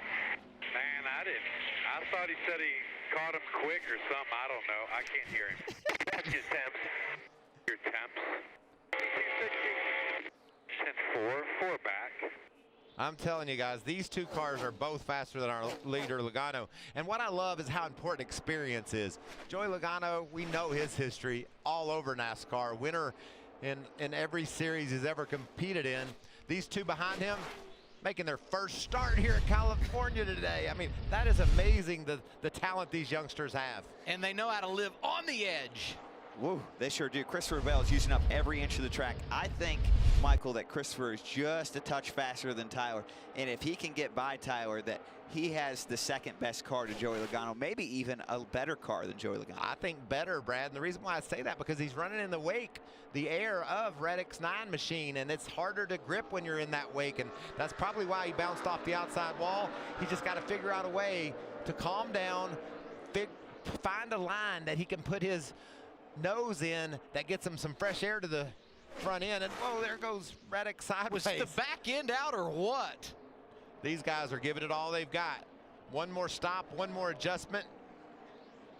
So the driver who has led the most laps here has won only 3 of the last 10 races. Oh, by the way, Joey Logano has clinched most laps led today. So I'm just fanning the flames of what you guys are selling, and that is the 9 is making his way to the front, going to challenge for the lead.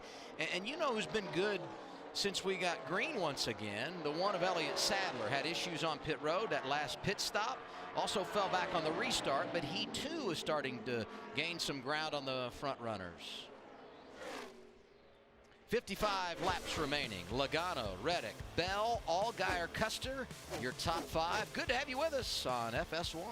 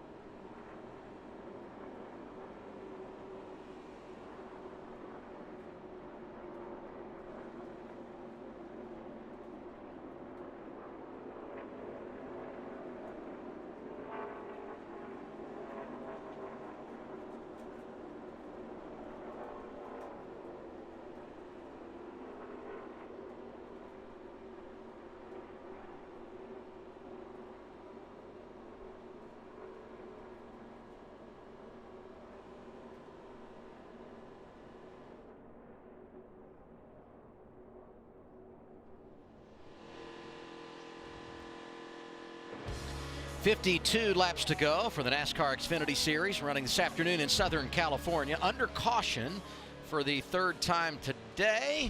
Christopher Bell going for a ride down the front straightaway. Well, this ought to be exciting. Corner, clear. Clear by 2.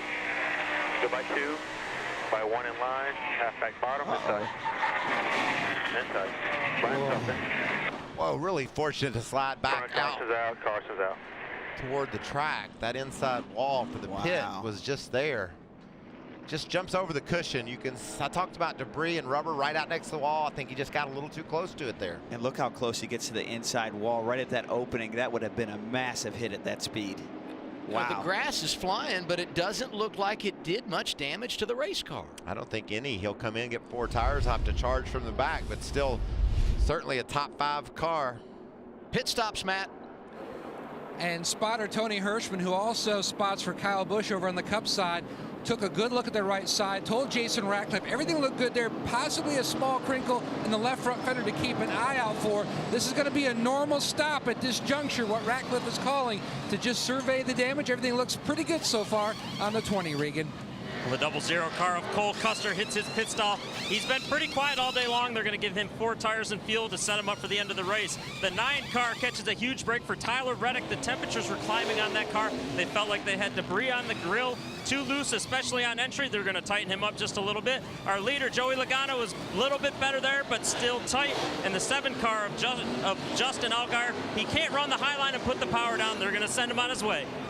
22 team has been outstanding. They set up the car, Logano doing his job, and they have executed well on pit road. Logano, the first off in that exchange. We'll see if he can continue his success. Behind him, Tyler Reddick, Justin Allgaier, Cole Custer, and another good stop for the 3 team of Austin Dillon. 51 laps to go and right on the edge of being able to make it the rest of the way on fuel. Let's go to the Hollywood Hotel. Here's Shannon and Larry.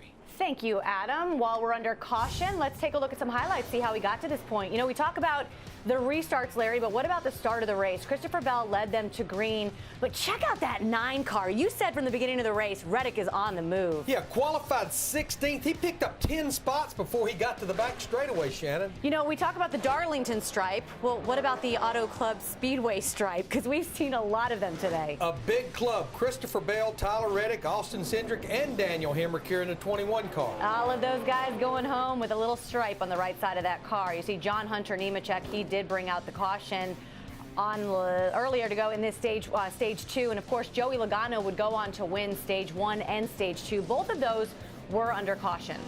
Yeah, Joey Logano, a 2-time winner here, and this is Christopher Bell in the 20 car, our pole sitter. He was running 3rd when this happened to bring this caution out, only the 3rd caution of the day. Yeah, we talk about being on that edge here at the Auto Club Speedway, running so close to the wall, and it looks like it just jumped out from underneath them. But he did miss the inside wall, which is a good thing. Yes, it is. And again, there's just no grip in this racetrack, and you're carrying these speeds. You're trying to carry a lot of speed, especially up against the wall, and sometimes that wall just gives you the Auto Club stripe. We love that. We're calling it the Auto Club stripe. All right, Joey Logano is 96 laps led. What are we seeing here? Is this his race? Well, it definitely he seems to be the class of the field, but Michael and Brad, they've been talking about it. We've been watching that 9 car of Tyler Reddick. He just keeps gnawing back there, keeps gnawing. And as Adam pointed out, this caution puts us right there on the edge of the fuel window. I'm not convinced we're done with cautions. These teams still have 2 more sets of tires laying in the pits, so trust me, we get more cautions, you're going to see more pit stops for 4 fresh tires. And you'll be busy trying to figure out exactly when those pit stops would come. You know, Brad, we talked about Darlington stripes. I know you've had those. Have you had an Auto Club Speedway one yet? If you're racing hard, Phil Parsons once told me, our fellow Fox commentator, that if you're racing hard and you have a great career, the easiest way to know is you've hit the wall at every racetrack. And I have hit the wall at every racetrack, Auto Club a few times, but you have to. If you're pushing it to the edge, Michael and Adam, you're going to use up every inch because that's where the speed's at. So sometimes you got to step over a little bit just to learn where the edge is. And that's what we've seen out of Tyler Reddick, especially the second half of this race. He's moved his groove right up next to the outside wall. There's speed up there, but as we saw with Christopher Bell, it's risky, and that's how you become a member of the Auto Club. You hit the wall, and that's what we see here today. today. You got the Darlington Stripe and the California Kiss, and one of the rookies got one earlier. That would be Tyler Reddick, going to restart second here, Regan.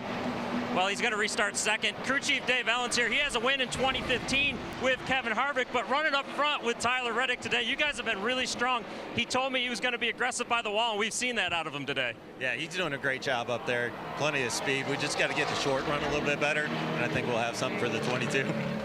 I can't confirm, but I heard Dave say something on the radio like, tonight we ride. They're pretty excited down here. Hey, Ellens is good when it comes to Auto Club Speedway. Won here a few years ago with Kevin Harvick, and last season led another rookie, William Byron, to a top 5 finish. So tomorrow, it's the final event of NASCAR Goes West. Kevin Harvick trying to make it 4 in a row, but there are a number of other drivers that say, no.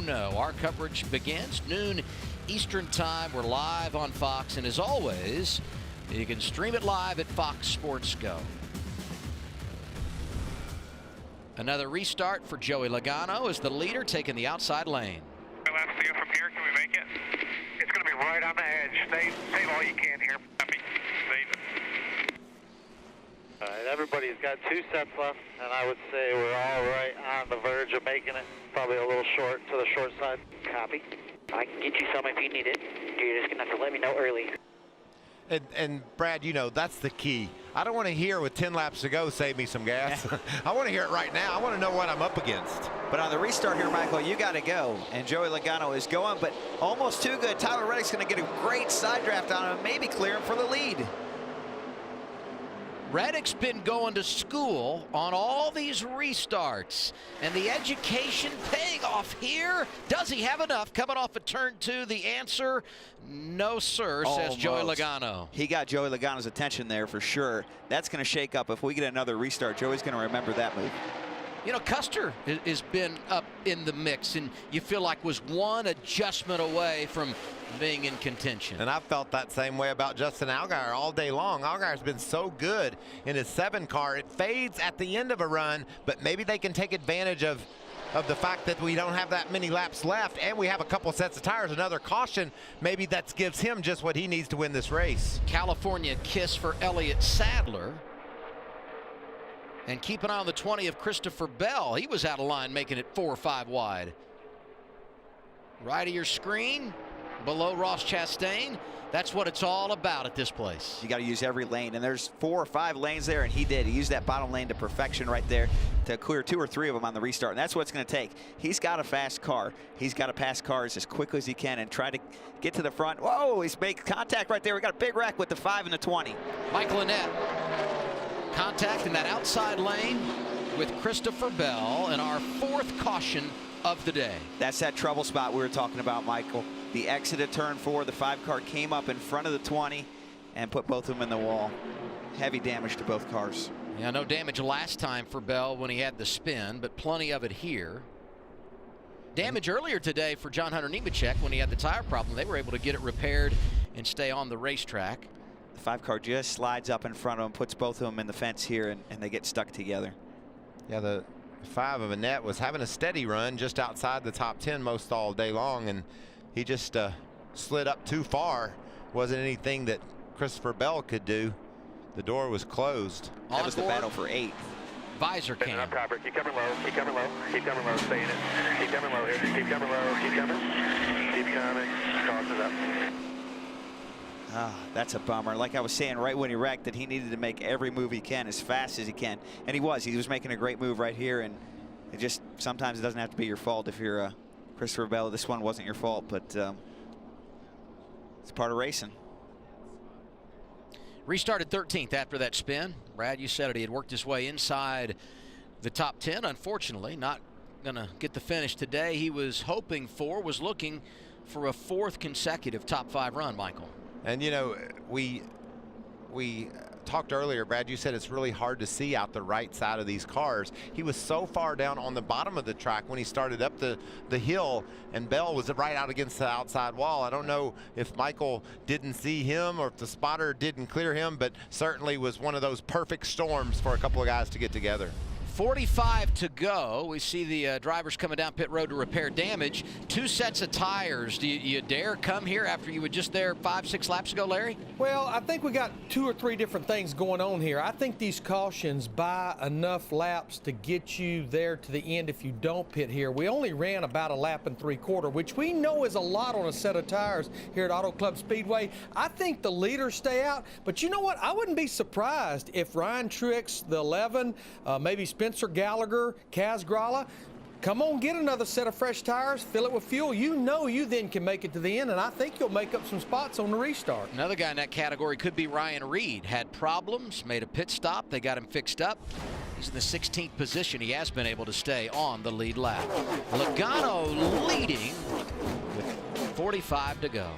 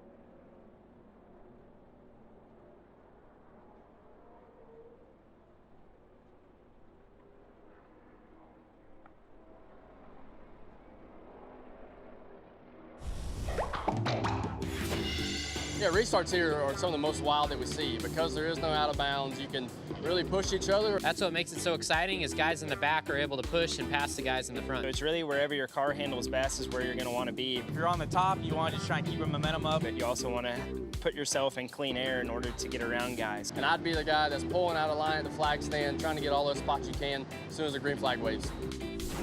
It's one of the best aspects of racing at Auto Club Speedway. The restarts. We're about to get another with 42 to go. Logano, Reddick, Allgaier, Custer, Austin Dillon, Ryan Preece running as good as he has all day long. Someone else to watch, drivers from 17th on back. Ryan Sieg, Brandon Jones, Jeremy Clements, they all came down pit road. They'll be on fresh tires. Logano once again in the outside lane.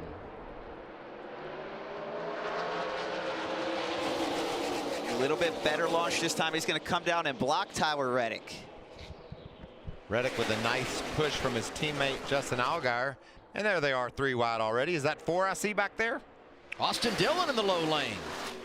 Allgaier in the middle. Could we have a change for the lead here? 3 wide for the lead, Adam. I'd say we might. Remember, these guys are on scuffed tires this time. This is the first time we've had a restart on scuffed tires. Dylan restarted 5th. He's 3rd. Allgaier going for the lead on that white line, but Logano prevailing once again. Whew, they made Joey earn that restart, didn't they? Wow, that's great action. Dylan Lupton in the 28. Backup car. After a crash in qualifying, makes it to pit road.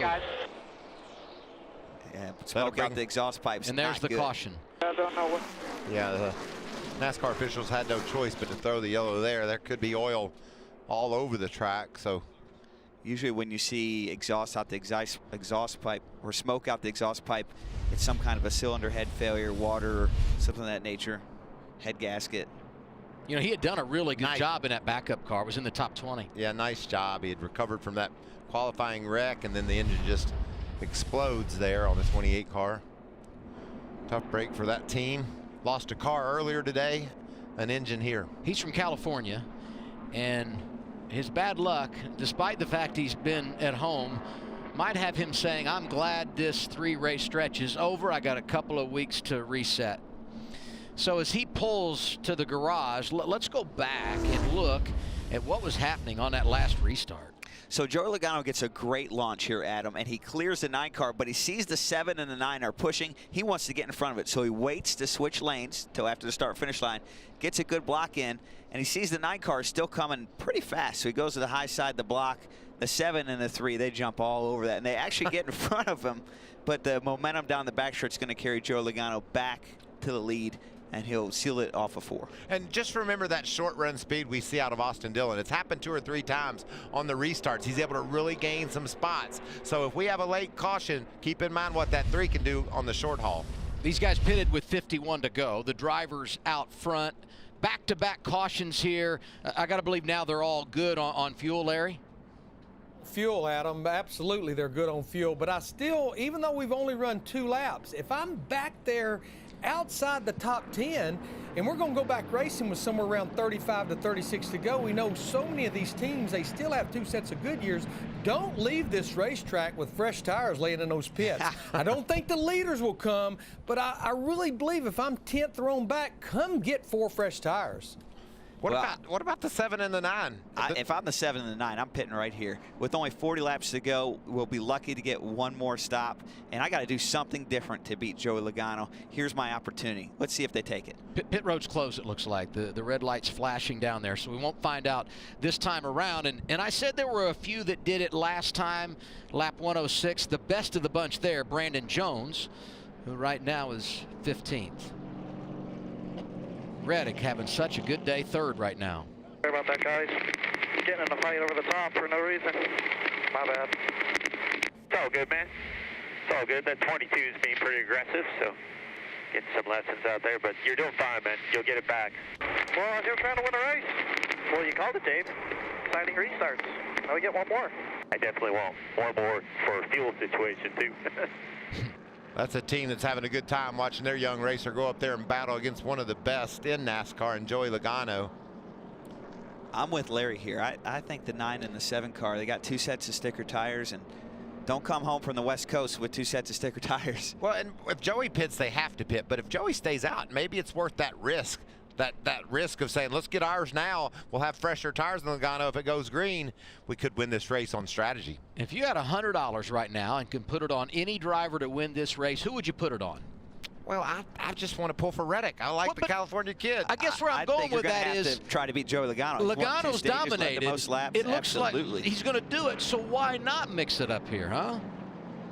It's in the crew chief's hands now. But you know, they've had a long time. We've contemplated up here for a couple of minutes, and those crew chiefs have done that as well. So it's been interesting to see what kind of play they make. The great thing you have right now, if you're the 7 or the 9, is you can do the opposite of the 22 because you're behind him. He has to make the decision first to pit or not to pit.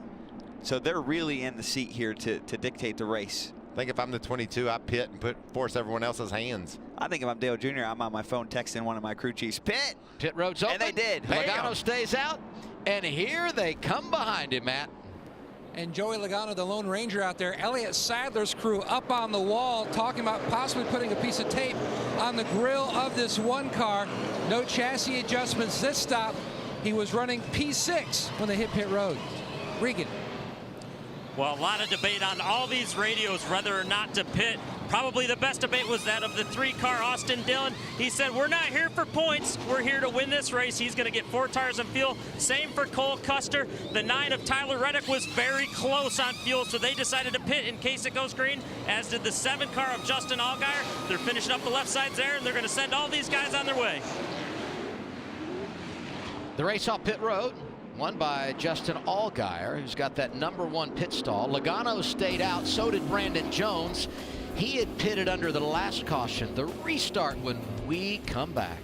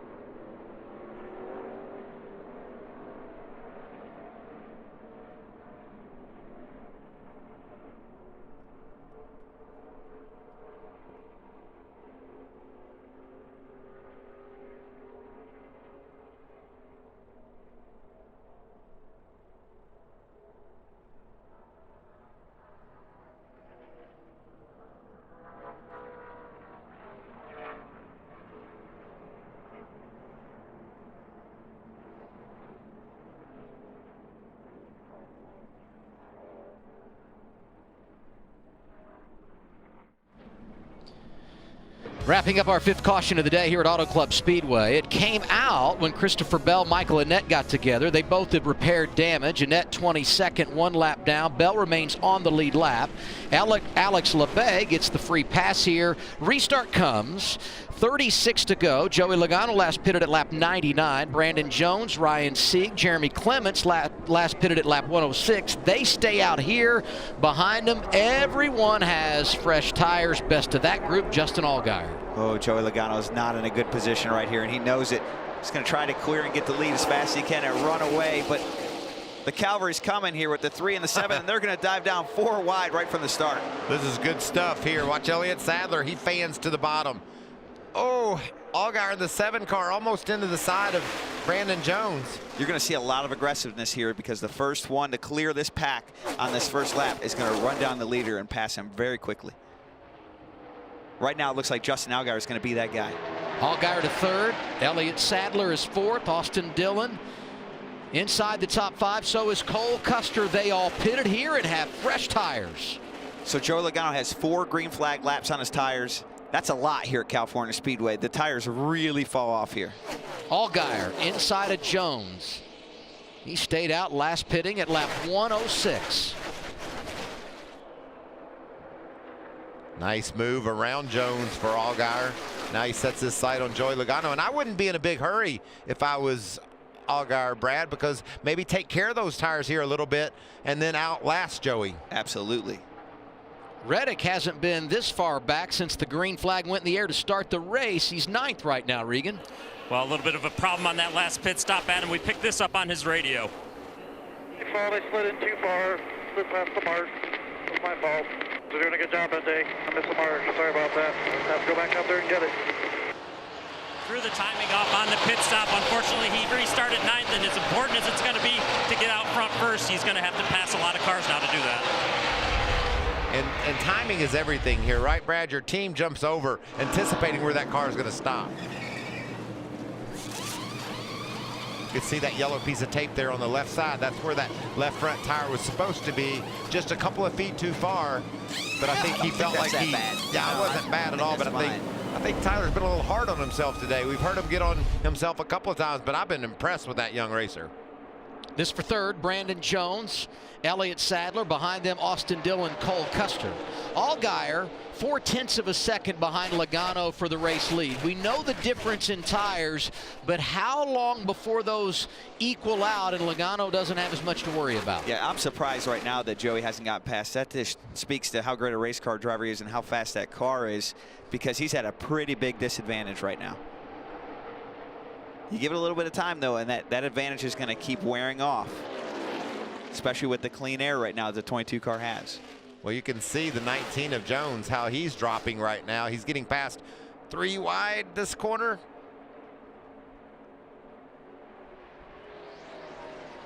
Ryan Preece in the mix. He's in the middle of 3 wide. To his outside, Hemrick. Inside, Austin Dillon. Great battles right here. Whoa, look at Reddick. He was sideways behind Preece, and Preece almost into the 21 car there of Daniel Hemrick.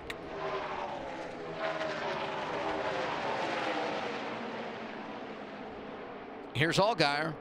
Right on the back bumper of Logano. Just a little bit lower. That's what you need to be able to do, is just slowly wear him down.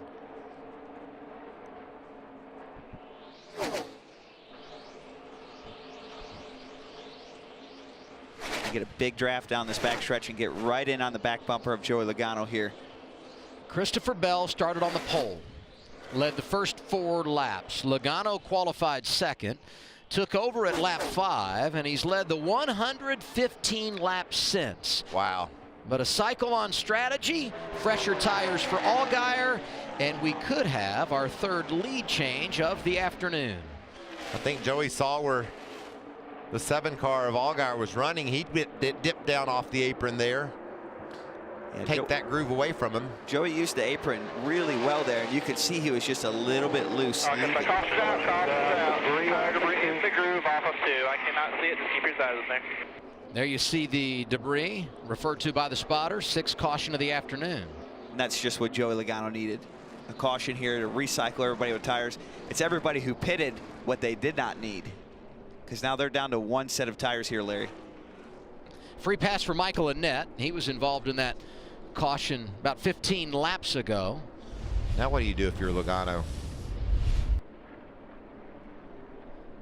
Oh, Ryan Preece just lost the front end, had a lot of momentum off the corner.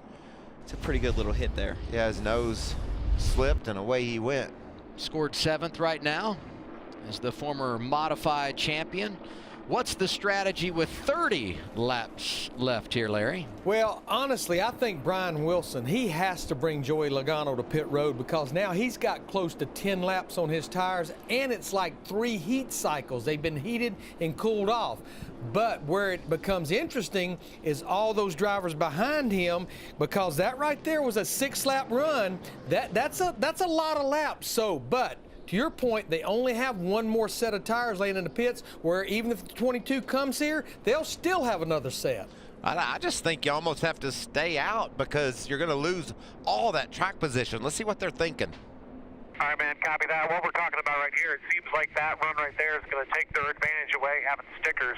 And obviously, you did a great job right there holding them off. So I feel like we just stay out again right here. You know, if we pit, we're going to be 20th or 21st. That was my big concern, is the fact we still have 22 drivers on the lead lap. I know the car is fast, but it's so dangerous trying to make your way through the traffic with it's going to be around 25 laps to go when we get the green flag. Yeah, and I think to dig a little bit deeper into what Brian Wilson's saying here is, even though he has more laps on his tires, heat cycles, and Larry Mack alluded to this as well, might even everybody out here. And I think the 7 car still has better tires, even though he has, 4 laps less, and the heat cycles are equaling him out a little bit. But if you put Joey Logano in the back of 20 cars, you never know what's going to happen. The restarts are crazy. Pit road's open up right here, and we're going to figure out what they decide to do. He's going to pit. Wow.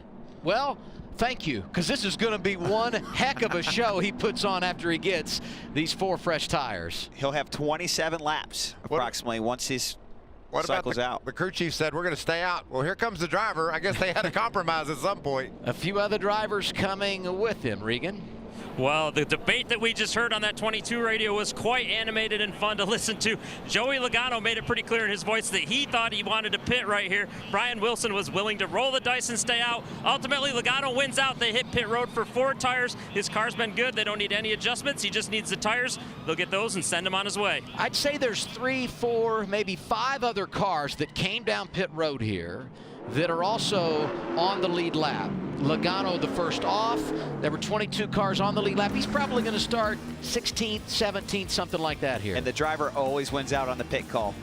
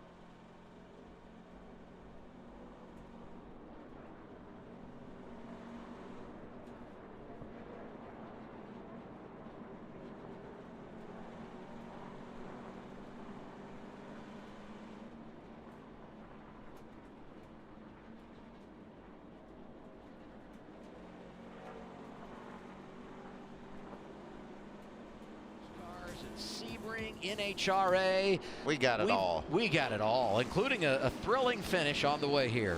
If you're a motorsports fan, you got to be a Monster Energy fan. They're bringing a lot of race into your living room. Joey Logano made the pit stop. He's going to restart 16th. He's got those fresh tires. How long will it take him to get to the front? I think 10 laps, Adam. That's my guess. 26 to go. I think 5 laps for the top 5. We're about to find out. Look at this restart. Both lanes pushing, trying to get these cars up to speed as quickly as they can. Remember the short run speed of the 3 car of Austin Dillon. He's been strong on the short haul all day long. He's mired back in 6th or 7th now, though. Sadler making that outside lane work. Cole Custer near contact with Justin Allgaier. And keep looking right of your screen, because eventually we will see Joey Logano. I'd say sooner rather than later, yeah, huh, Adam? I saw him on the apron there. He was 16th on the restart, easily going to be in the top 10 when they come across the start-finish line in 1 lap here. Sadler leading for the first time today, Matt. 4 times he's finished 5th in this event here at the Auto Club Speedway. Never won. Great restart, but the best thing for Sadler, his car was a little bit on the tight side, rolling the center. And believe it or not, an Xfinity regular has not won here since 2002. And Scott Riggs, he'd love to change that mark today. That's 22 consecutive races. When Riggs won here, he did so as a Rookie of the Year contender. 16th to 10th in one lap. And right now, Joey Logano finds himself in 5th and looking for more. P4 once he gets around the 18. He'll be 3rd this time by. Incredible run on those tires for the 22. Hasn't cleared Daniel Hemrick yet. That draft down the straightaway is so powerful. All that's left, the 1 of Elliott Sadler, the 7 of Justin Allgaier. And everybody else saying, why didn't we pit there?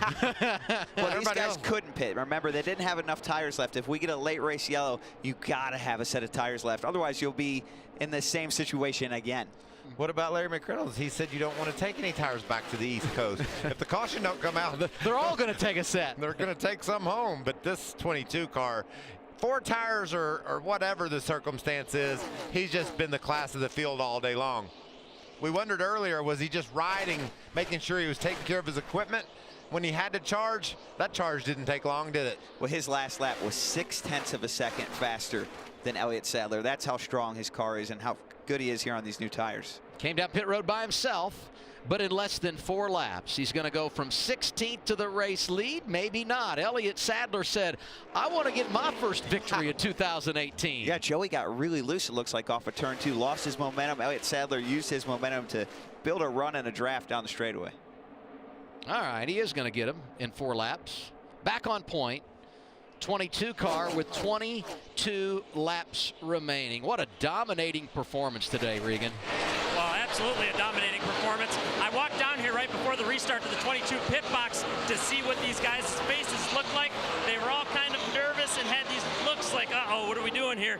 Well, I'll tell you what, when he just took the lead, the chest got pumped out, the smiles came on the faces. These guys were pumped up and they looked so cocky it wasn't even funny. Well, you got the feeling like he was snake bit because 7 of the last 10 races here, the driver that led the most laps did not find his way to victory lane. Add on top of that, Roger Penske has never won here in the Xfinity Series, but so far it looks like the dominating car will find his way to victory lane, and Sadler behind him in 2nd. Sorry, guys. You ain't apologize. You don't fresh tires. Just stay with it best you can. Make it another yellow here, and I'll get to put tires on. Yeah, that's the hope, because we've got to do something. And the only problem is, and there you see Cole Custer, he's charging up inside the top 5. That car's been good all day long. They just have to have another caution, a reset to try to do something with Logano. But I tell you, it's going to be a tall order today. That 22 car seems to have every piece of the puzzle put together. Said it earlier, you and Joey have gone back-to-back 4 times in your career when it comes to victories in the Xfinity Series, but never as teammates over at Team Penske. In fact, if you go back to 2008, you got your first career win June of that year in Nashville, and the following week Joey got his first victory at Kentucky Speedway. That's pretty cool. Remember that was a good time, but that is a very obscure stat you had, Adam. The stat guys have fed you some good stuff today. I take absolutely 0 credit. It's my friends from Racing Insights who try and pick me up and prop me up and make me look intelligent each and every week. And it works, because you do look intelligent. Teammates here for 2nd, Sadler and Allgaier. I believe Allgaier's a little bit faster. He's been able to run some nice lap times lately. There's Cole Custer. Talked about the speed in the 00 since he unloaded yesterday. Has been in the top 5 in every session, qualifying as well. You know, I want to rewind about 40, 50 laps ago. Elliott Sadler was 12th, 13th, and here he is up in 2nd with a shot to win the race. That's some great perseverance. This NASCAR racing, it's tough for drivers and teams because you find yourself in holes, it seems like. But what really makes or breaks the great drivers, the championship capable drivers, is their ability to overcome adversity. And Elliott Sadler has done a great job with that here today, of climbing out of that hole pretty late in the race to now be in a shot to potentially win it if he can get a little bit of a break from Joey Logano. He's looking for his 4th top 5 finish of the year. Austin Dillon has that 3 car in the top 10. And look who's behind him. Let's celebrate 9th place for the repairablevehicles.com Chevrolet of Jeremy Clements in a 51. Yeah, nice job for this team. Jeremy's been just inside the top 20 most all day long, but the team has made some nice adjustments inside the top 10 now, and that's a great run for Jeremy Clemens, Regan. He's having a good time out there. Well, he's having a great time, Adam. And Jeremy Clemens is somebody who's working hard to try and get a shot with a bigger team. Sometimes we forget about that because he's been with his family-owned team for so long. In 2016, though, Penske called to see if he could potentially drive in Kentucky because of Ryan Blaney being stuck in New Hampshire. It didn't work out. He was disappointed, but this is a guy that big teams sometimes look at. Like 4 full-time employees. Danny Gill is the crew chief, what helps keep this team operating. They build their own engines. Of course, you got to win. Last summer, big slide right there, 18 of Ryan Preece. That's just a great job of driving. Preece just hanging on to that baby. He was making a move on Hemrick, lost his momentum and nearly lost his car. But wow, what a great save. This is a modified racer from the Northeast running over 190 miles an hour, and this thing steps out on him. Look at that save. Whoa. Look at the marks he left on the racetrack. That's what you can always tell a great save on any racetrack in America when you can see the rubber marks when they've been sideways. Really impressive. You know, you see these guys, Michael, that like to drift and do all those things that leave rubber marks. They're usually going 30 or 40 mile an hour. These cars are going 200 mile an hour. So to be that far sideways at 200 mile an hour, I can tell you, it's a big difference between 200 and 35 mile an hour being sideways like that. That'll get your attention. Oh, no doubt. And I watched him rally and go right back at Austin Dillon. So while it scared me, I don't think it even phased Preece. He's doing a great job. After this race, Xfinity teams take a couple of weeks off before heading to Texas Motor Speedway. Preece will be driving the 18 car there. And this is for second. Sadler and Allgaier both made it to the championship 4, driving for Dale Jr. the last couple of years. And the way they've started 2018, you feel like they're going to have a date for a championship on a Saturday night in November once again. I would say that's the case. And I think the speed of the 7 car is going to eventually wear down Elliott Sadler, maybe right here. Yes, clears him going into turn 3 and then return to the top of the track. That's a good move by Allgaier. 3 JRM cars in the top 6. Last of those, the 9 of Tyler Reddick, who's trying to find his way back to the top 5. He and 21 of Hemrick having a spirited battle. 14 remaining here in Southern California. Sadler's looking to get that spot back. He drives to the inside of Allgaier in the 7, but not to be. I think Cole Custer is just as good as these 2 cars and maybe even better. So if he can get around Sadler, he might be able to contend for the 2nd spot. And remember, restarts here are crazy. If the caution flies late, we're going to see some action. Well, every position matters, as we know, because every spot is a point. And when you look at the standings, 5 points separate the top 3 as of now. They're all driving for JRM. I love this battle for 5th. Wow. 4 cars on top of each other, using every lane of the racetrack in the corners, and they single file out and draft down the straightaway. It's really something to watch. Right of your screen, Custer going for another position, working over Elliott Sadler for 3rd. Strong run to the inside. He was able to stay even with Sadler, but couldn't clear him. I think he gets the job done down here in 3 and 4. It's just easier for some reason in 3 and 4 to run low down on the racetrack, using that apron to help your car turn. If you can beat a guy down into the corner in 1 and 2, you can generally get up in front of him.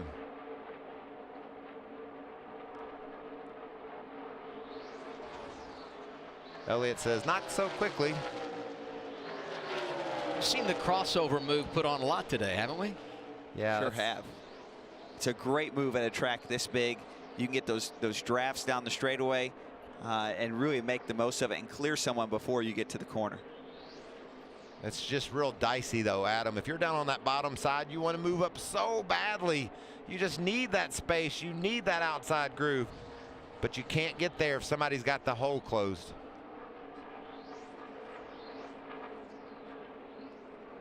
I think this is going to be the end of this battle. Custer's clearing Sadler. We got a caution.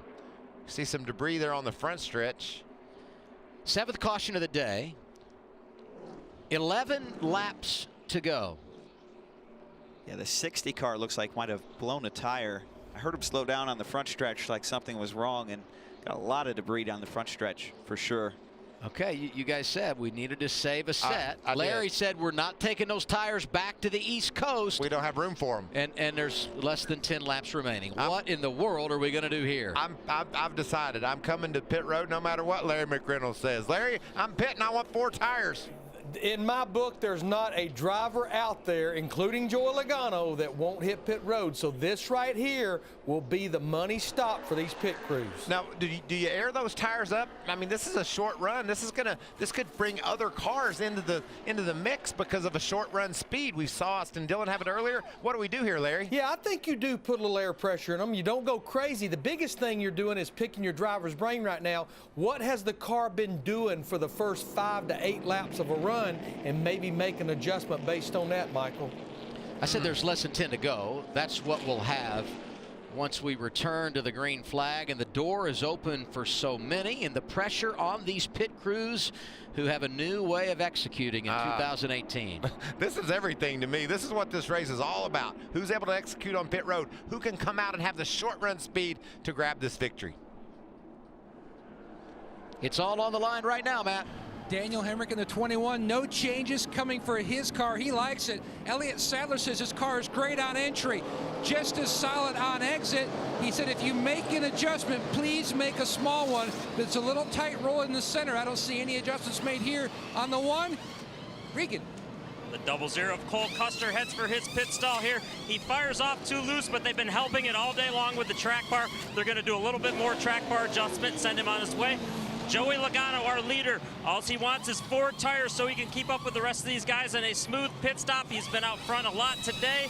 And the 7 car of Justin Allgaier, they knew everybody else was going to pit, so they chose to pit as well. 4 tires and fuel.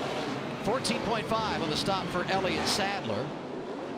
And they raced it off pit road. Ryan Sieg, I'm wondering if he maybe missed his pit stall. We're showing no tires. Of the front runners, Logano, the first off the pit lane.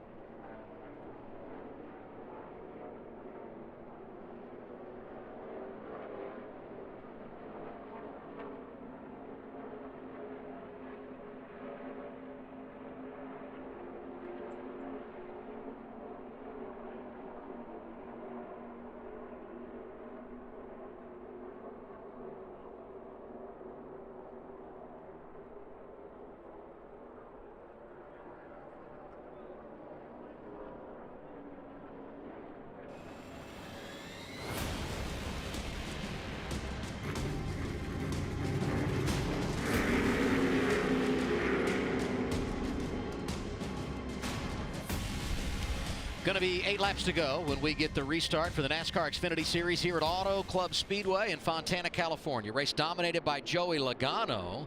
We said Ryan Sieg had maybe missed his pit because we showed that he took no tires, but he came down the pit lane and he's going to restart on the front row here with Logano. Looks like he was in his pit box for 5 seconds. Must mean he just took a little bit of fuel, and he's going to be in a lot of trouble on this restart. And the high lane's going to probably be in a lot of trouble as he has wheel spin. We're going to see right here.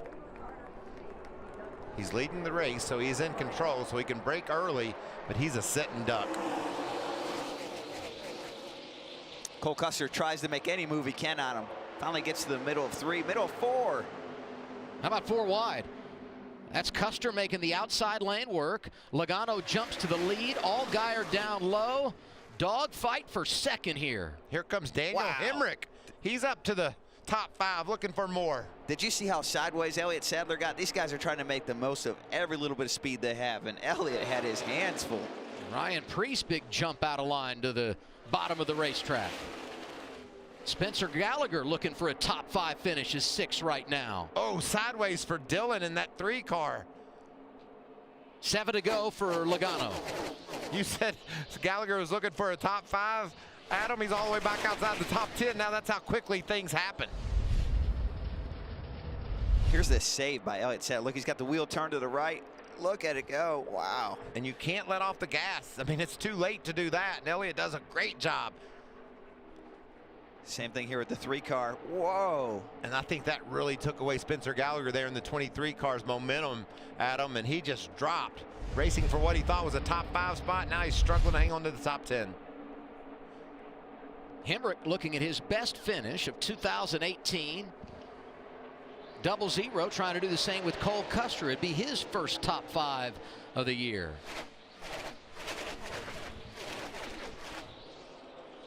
Just some great runs for these young racers trying to flex their muscle. Joey Logano's having none of it, though.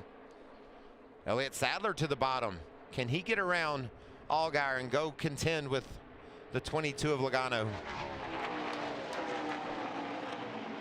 There's that big run to the bottom, onto the apron. That's a great example of how this upper lane just keeps it wound up.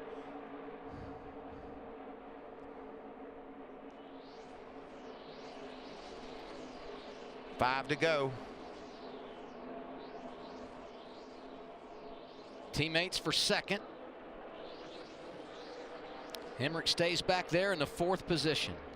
Keep in mind, these two are racing for more than just second. They're racing for the points lead. Very close points right now. I know we're only 5 races in to the season, but the point standings right now are very close. And you always want to leave a race the points leader. So every one of these spots is critical because these guys are so close in points, it will probably determine our points leader leaving this event. Hey, if you win the regular season championship, that's 15 playoff points. That was big for Elliott Sadler, who did not win a year ago. Great battle inside the top 15 here. There's the 23 of Gallagher. It's got Kaz Gralla down on the bottom. They're both in behind Ryan Truex. What an impressive rookie. There are so many, but Kaz Gralla doing outstanding things in the 24, partnered with Shane Wilson over at JGL. Whoa. Both trying to side draft each other at the same time. Maybe a little bit of contact door to door. Using every lane of this wide racetrack. And when we get back to the start-finish line, 3 laps remaining. Watch that move of Dillon. He just whips to the inside, takes that spot away. Cole comes back underneath him here, said, I'm not done with you yet. Good recovery from a terrible qualifying result for the 3 car. He's been able to battle up in the top 10, top 5 now. RCR winless in 2017. First time that had happened since they went full-time racing in the Xfinity Series. Daniel Hemrick carrying the flag in 2018 so far, and a good day for Austin Dillon in the 3, who won here a couple of years ago. 2 laps left the race at Auto Club Speedway. Joey Logano in command. Just about a 1/10 of a second faster for that duo. Chased him the lap before, but they're going to get side by side, and that's a battle for a championship right there, Brad. Yeah, every point counts. It really does with this new format, with the stages and the bonuses at the end of the regular season. This is a big pass. Sadler going to the inside for second. Out in front of he and Allgaier, we see the white flag. 1 lap to go, brought to you by Credit One Bank.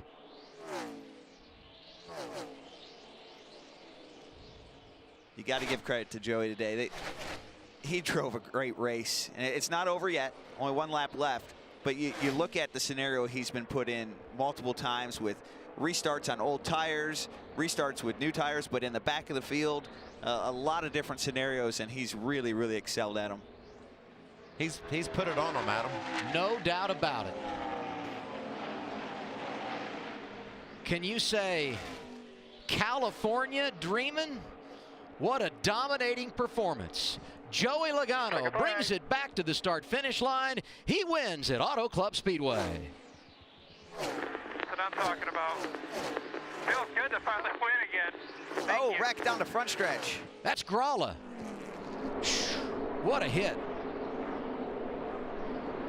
Battling for 14th.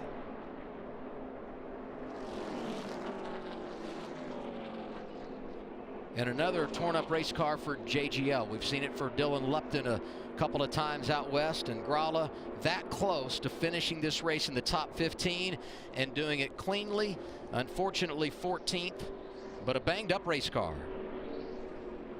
You got to take your hat off if you're Justin Allgaier or all these teams to the job that Joey Logano did behind the wheel of that machine. Like you said, Brad, it didn't matter what they threw at him, he was able to overcome it. Led 139 of 150 laps. And for the first time, Roger Penske is a winner at Auto Club Speedway, and it's the first win for Ford in Southern California since 2007 when Matt Kenseth got it done. This was a tight battle between Gralla and Brandon Jones. So the 24 has a little bit of a run on the 11 car. At the same time, he has a car underneath them. Contacts made, and just one of those final lap racing deals here. Look at that grass rip that nose off the 24 car.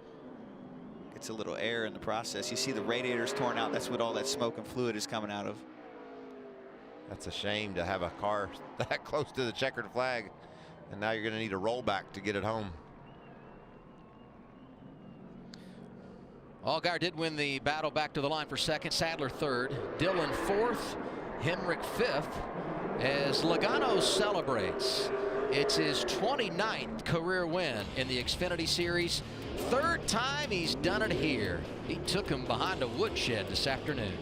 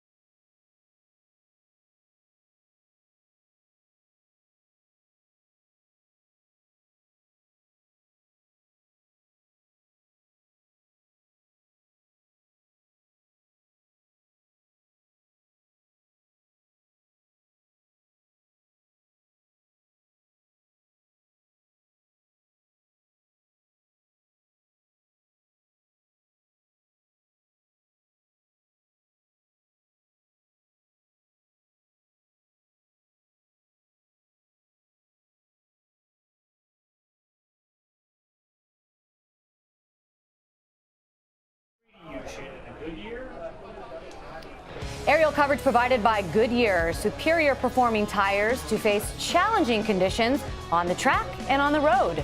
Goodyear, the official tire of NASCAR. And today was all about tires. It was all about restarts, and it was all about Joey Logano. He led 139 laps in this race, came from 16th to 1st in just over 3 laps to get Roger Penske his first victory in the Xfinity Series here at Auto Club Speedway. Let's go to victory lane. Well, Joey Logano climbs from his car. We've got Gatorade flowing everywhere down here right now. Victorious, his signature steering wheel move as he gets out of the race car. Joey, that is one of the most dominating performances we have seen in a long time at a racetrack. How much fun was that to be a part of? Yeah, it's a total team effort there. Man, what an amazing American Tire sport. Kind of feels good, actually. Now it's cold, but man, what a total team effort. Like I said, great pit stops, great car. Oh my gosh, that's so good. It's one of those races that you feel relieved when you win. It wasn't like a cheerful one. It was like, man, we're supposed to win when you have a car that fast. But man, I just got to thank Fitzgerald glider kit, Snap-on, Ford, Roush Yates engines, amazing. Coca-Cola, Wheels Up.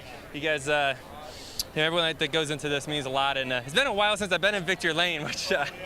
It's not good, but it feels nice to be here and gain a little confidence, gain some momentum, and hopefully do this again tomorrow. It's good to see you back in victory lane finally, since it has been a little while. Let's talk about a couple restarts from the end. You restarted in 16th. You guys had to stay out earlier on there. You were on old tires, trying to hold those guys off. You opted to get the fresh tires. How nervous were you right there? I didn't opt to it. Brian opted to do that. It was not my thought at all, but yeah, it ended up working out. I thought we were going to lose more track position, and when we did, we were able to stay out front, actually, with older tires, which I didn't think we had a chance of doing. So it just shows how fast our car was, and it's an amazing day for everyone. I wish my wife and son was here. Hey, guys, they're at home, but good day here so far. Joey Logano's third Xfinity Series win here at Auto Club Speedway. Matt? Impressive day by Justin Allgaier, and a great battle with your teammate. The high side definitely was working the best for you. Yeah, we had a really, really fast Hellman's Camaro today, and disappointed at the start of the run. We just couldn't get off the corner like we wanted to, and that last run there, I struggled just a little bit off of turn 2. Really proud of Junior Motorsports. We had 4 great race cars today. Everybody, all 4 of us were battling at some point during the race, and it was great to battle with a teammate. Hats off to Joey. Man, they had the dominant car today. They were really good, but this team did a great job. They kept up with the adjustments. Jason Burdett made great pit calls. That last stop, we had a little bit of a problem. I know the Jackman fell, but I told the guys on the radio, we win these things as a team and we lose them as a team, and that just was something we had to get through. We were able to do that and obviously bring home a solid day for us. Good team day, P2 for Allgaier. Certainly was, Matt. And if you're a race fan, it's not over here on FS1. You want to stick around because we have Supercross coming up after our post-race coverage from St. Louis. Let's go to Ralph Shaheen with a preview. Last week in Daytona, Justin Brayton pulled off a huge upset, winning his first main event in his 130.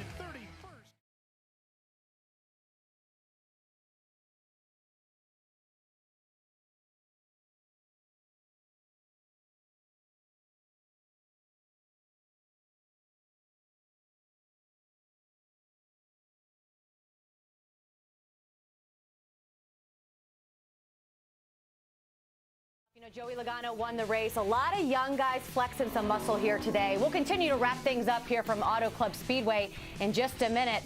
Don't go anywhere.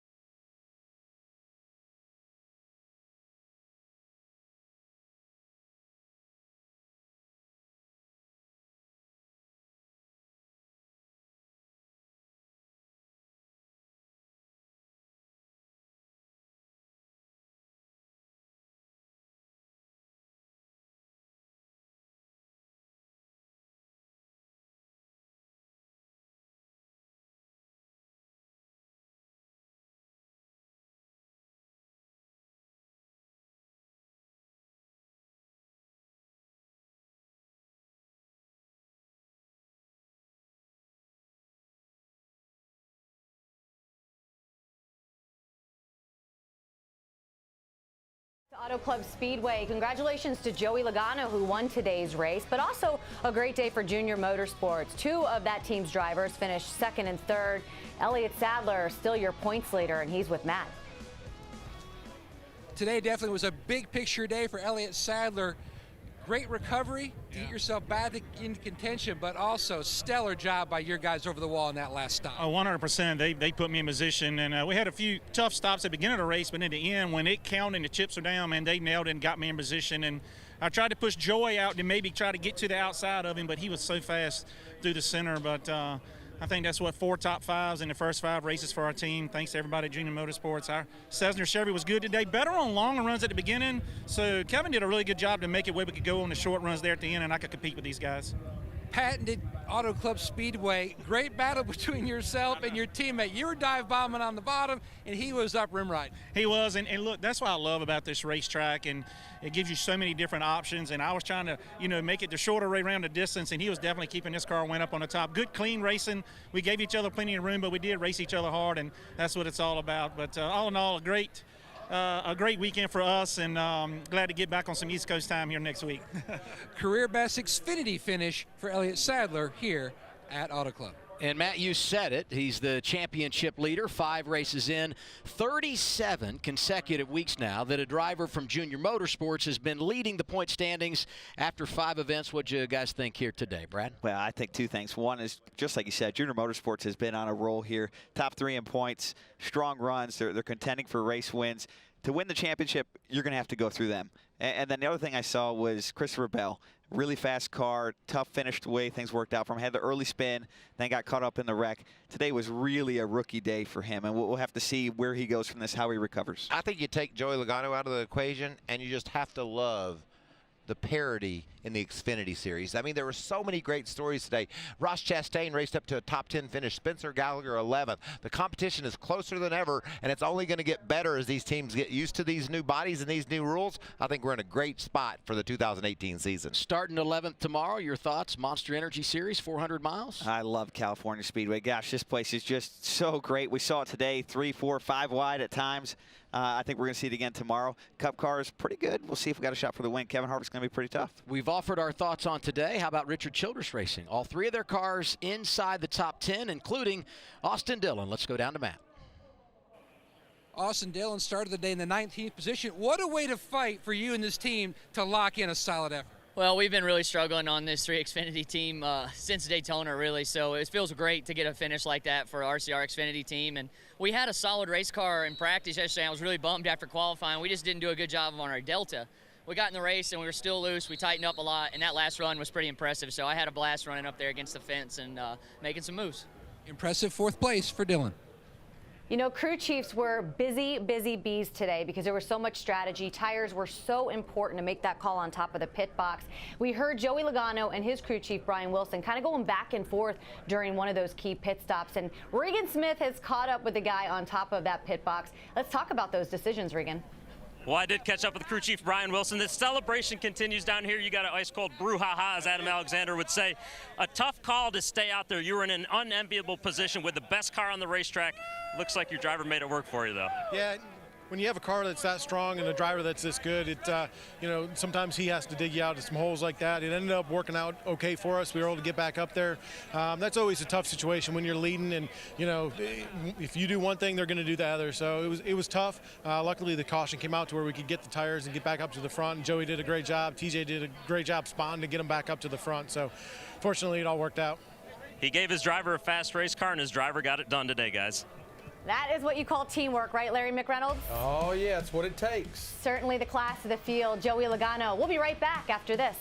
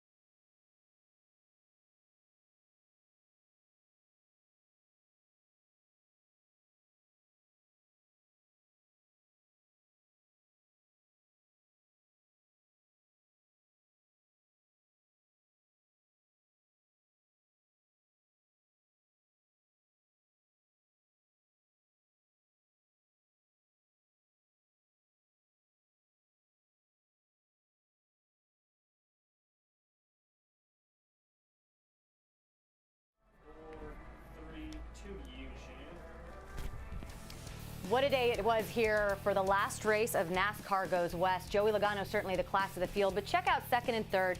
Great day for Junior Motorsports. Elliott Sadler, points leader. And a little further down, you look at all of the parity, you look at all of the Xfinity Series regulars who were able to get good finishes. Spencer Gallagher, certainly one of those guys. Yeah, and you see Ryan Truex, he gets that 12th place finish. They kind of had their hands full all day long. And Michael Annett really had a good run going until he got together with Christopher Bell there late in the race. Yeah, John Hunter Nemechek finished 29th. We were looking for great things out of him, and just tough day for those guys. A lot of guys getting into that wall, Larry Mack. You just run out of racetrack. You run out of grip and you run out of racetrack. You run out of racetrack. So there you see right there, Tyler Reddick in, because he has the one victory, and Elliott Sadler second. So 1 win, 5 playoff points for Tyler Reddick. But it was a great day. And when you look at the top 10, who's one guy that stands out to you?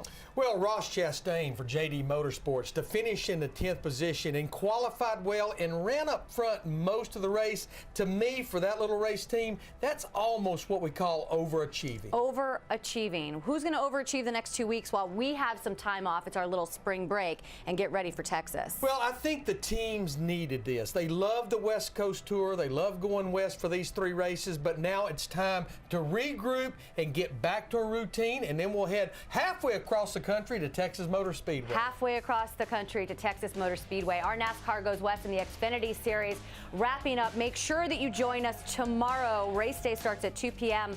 on FS1, and then, of course, the Auto Club 400 is on Fox starting at 3 Eastern. We still have more racing here on FS1. Supercross from St. Louis is coming up next, so stick around. This copyrighted telecast may not be reproduced, retransmitted, or used in any form without the authorized written consent of NASCAR Broadcasting. NASCAR would like to thank all of our fans for your support, and we hope you enjoyed today's broadcast.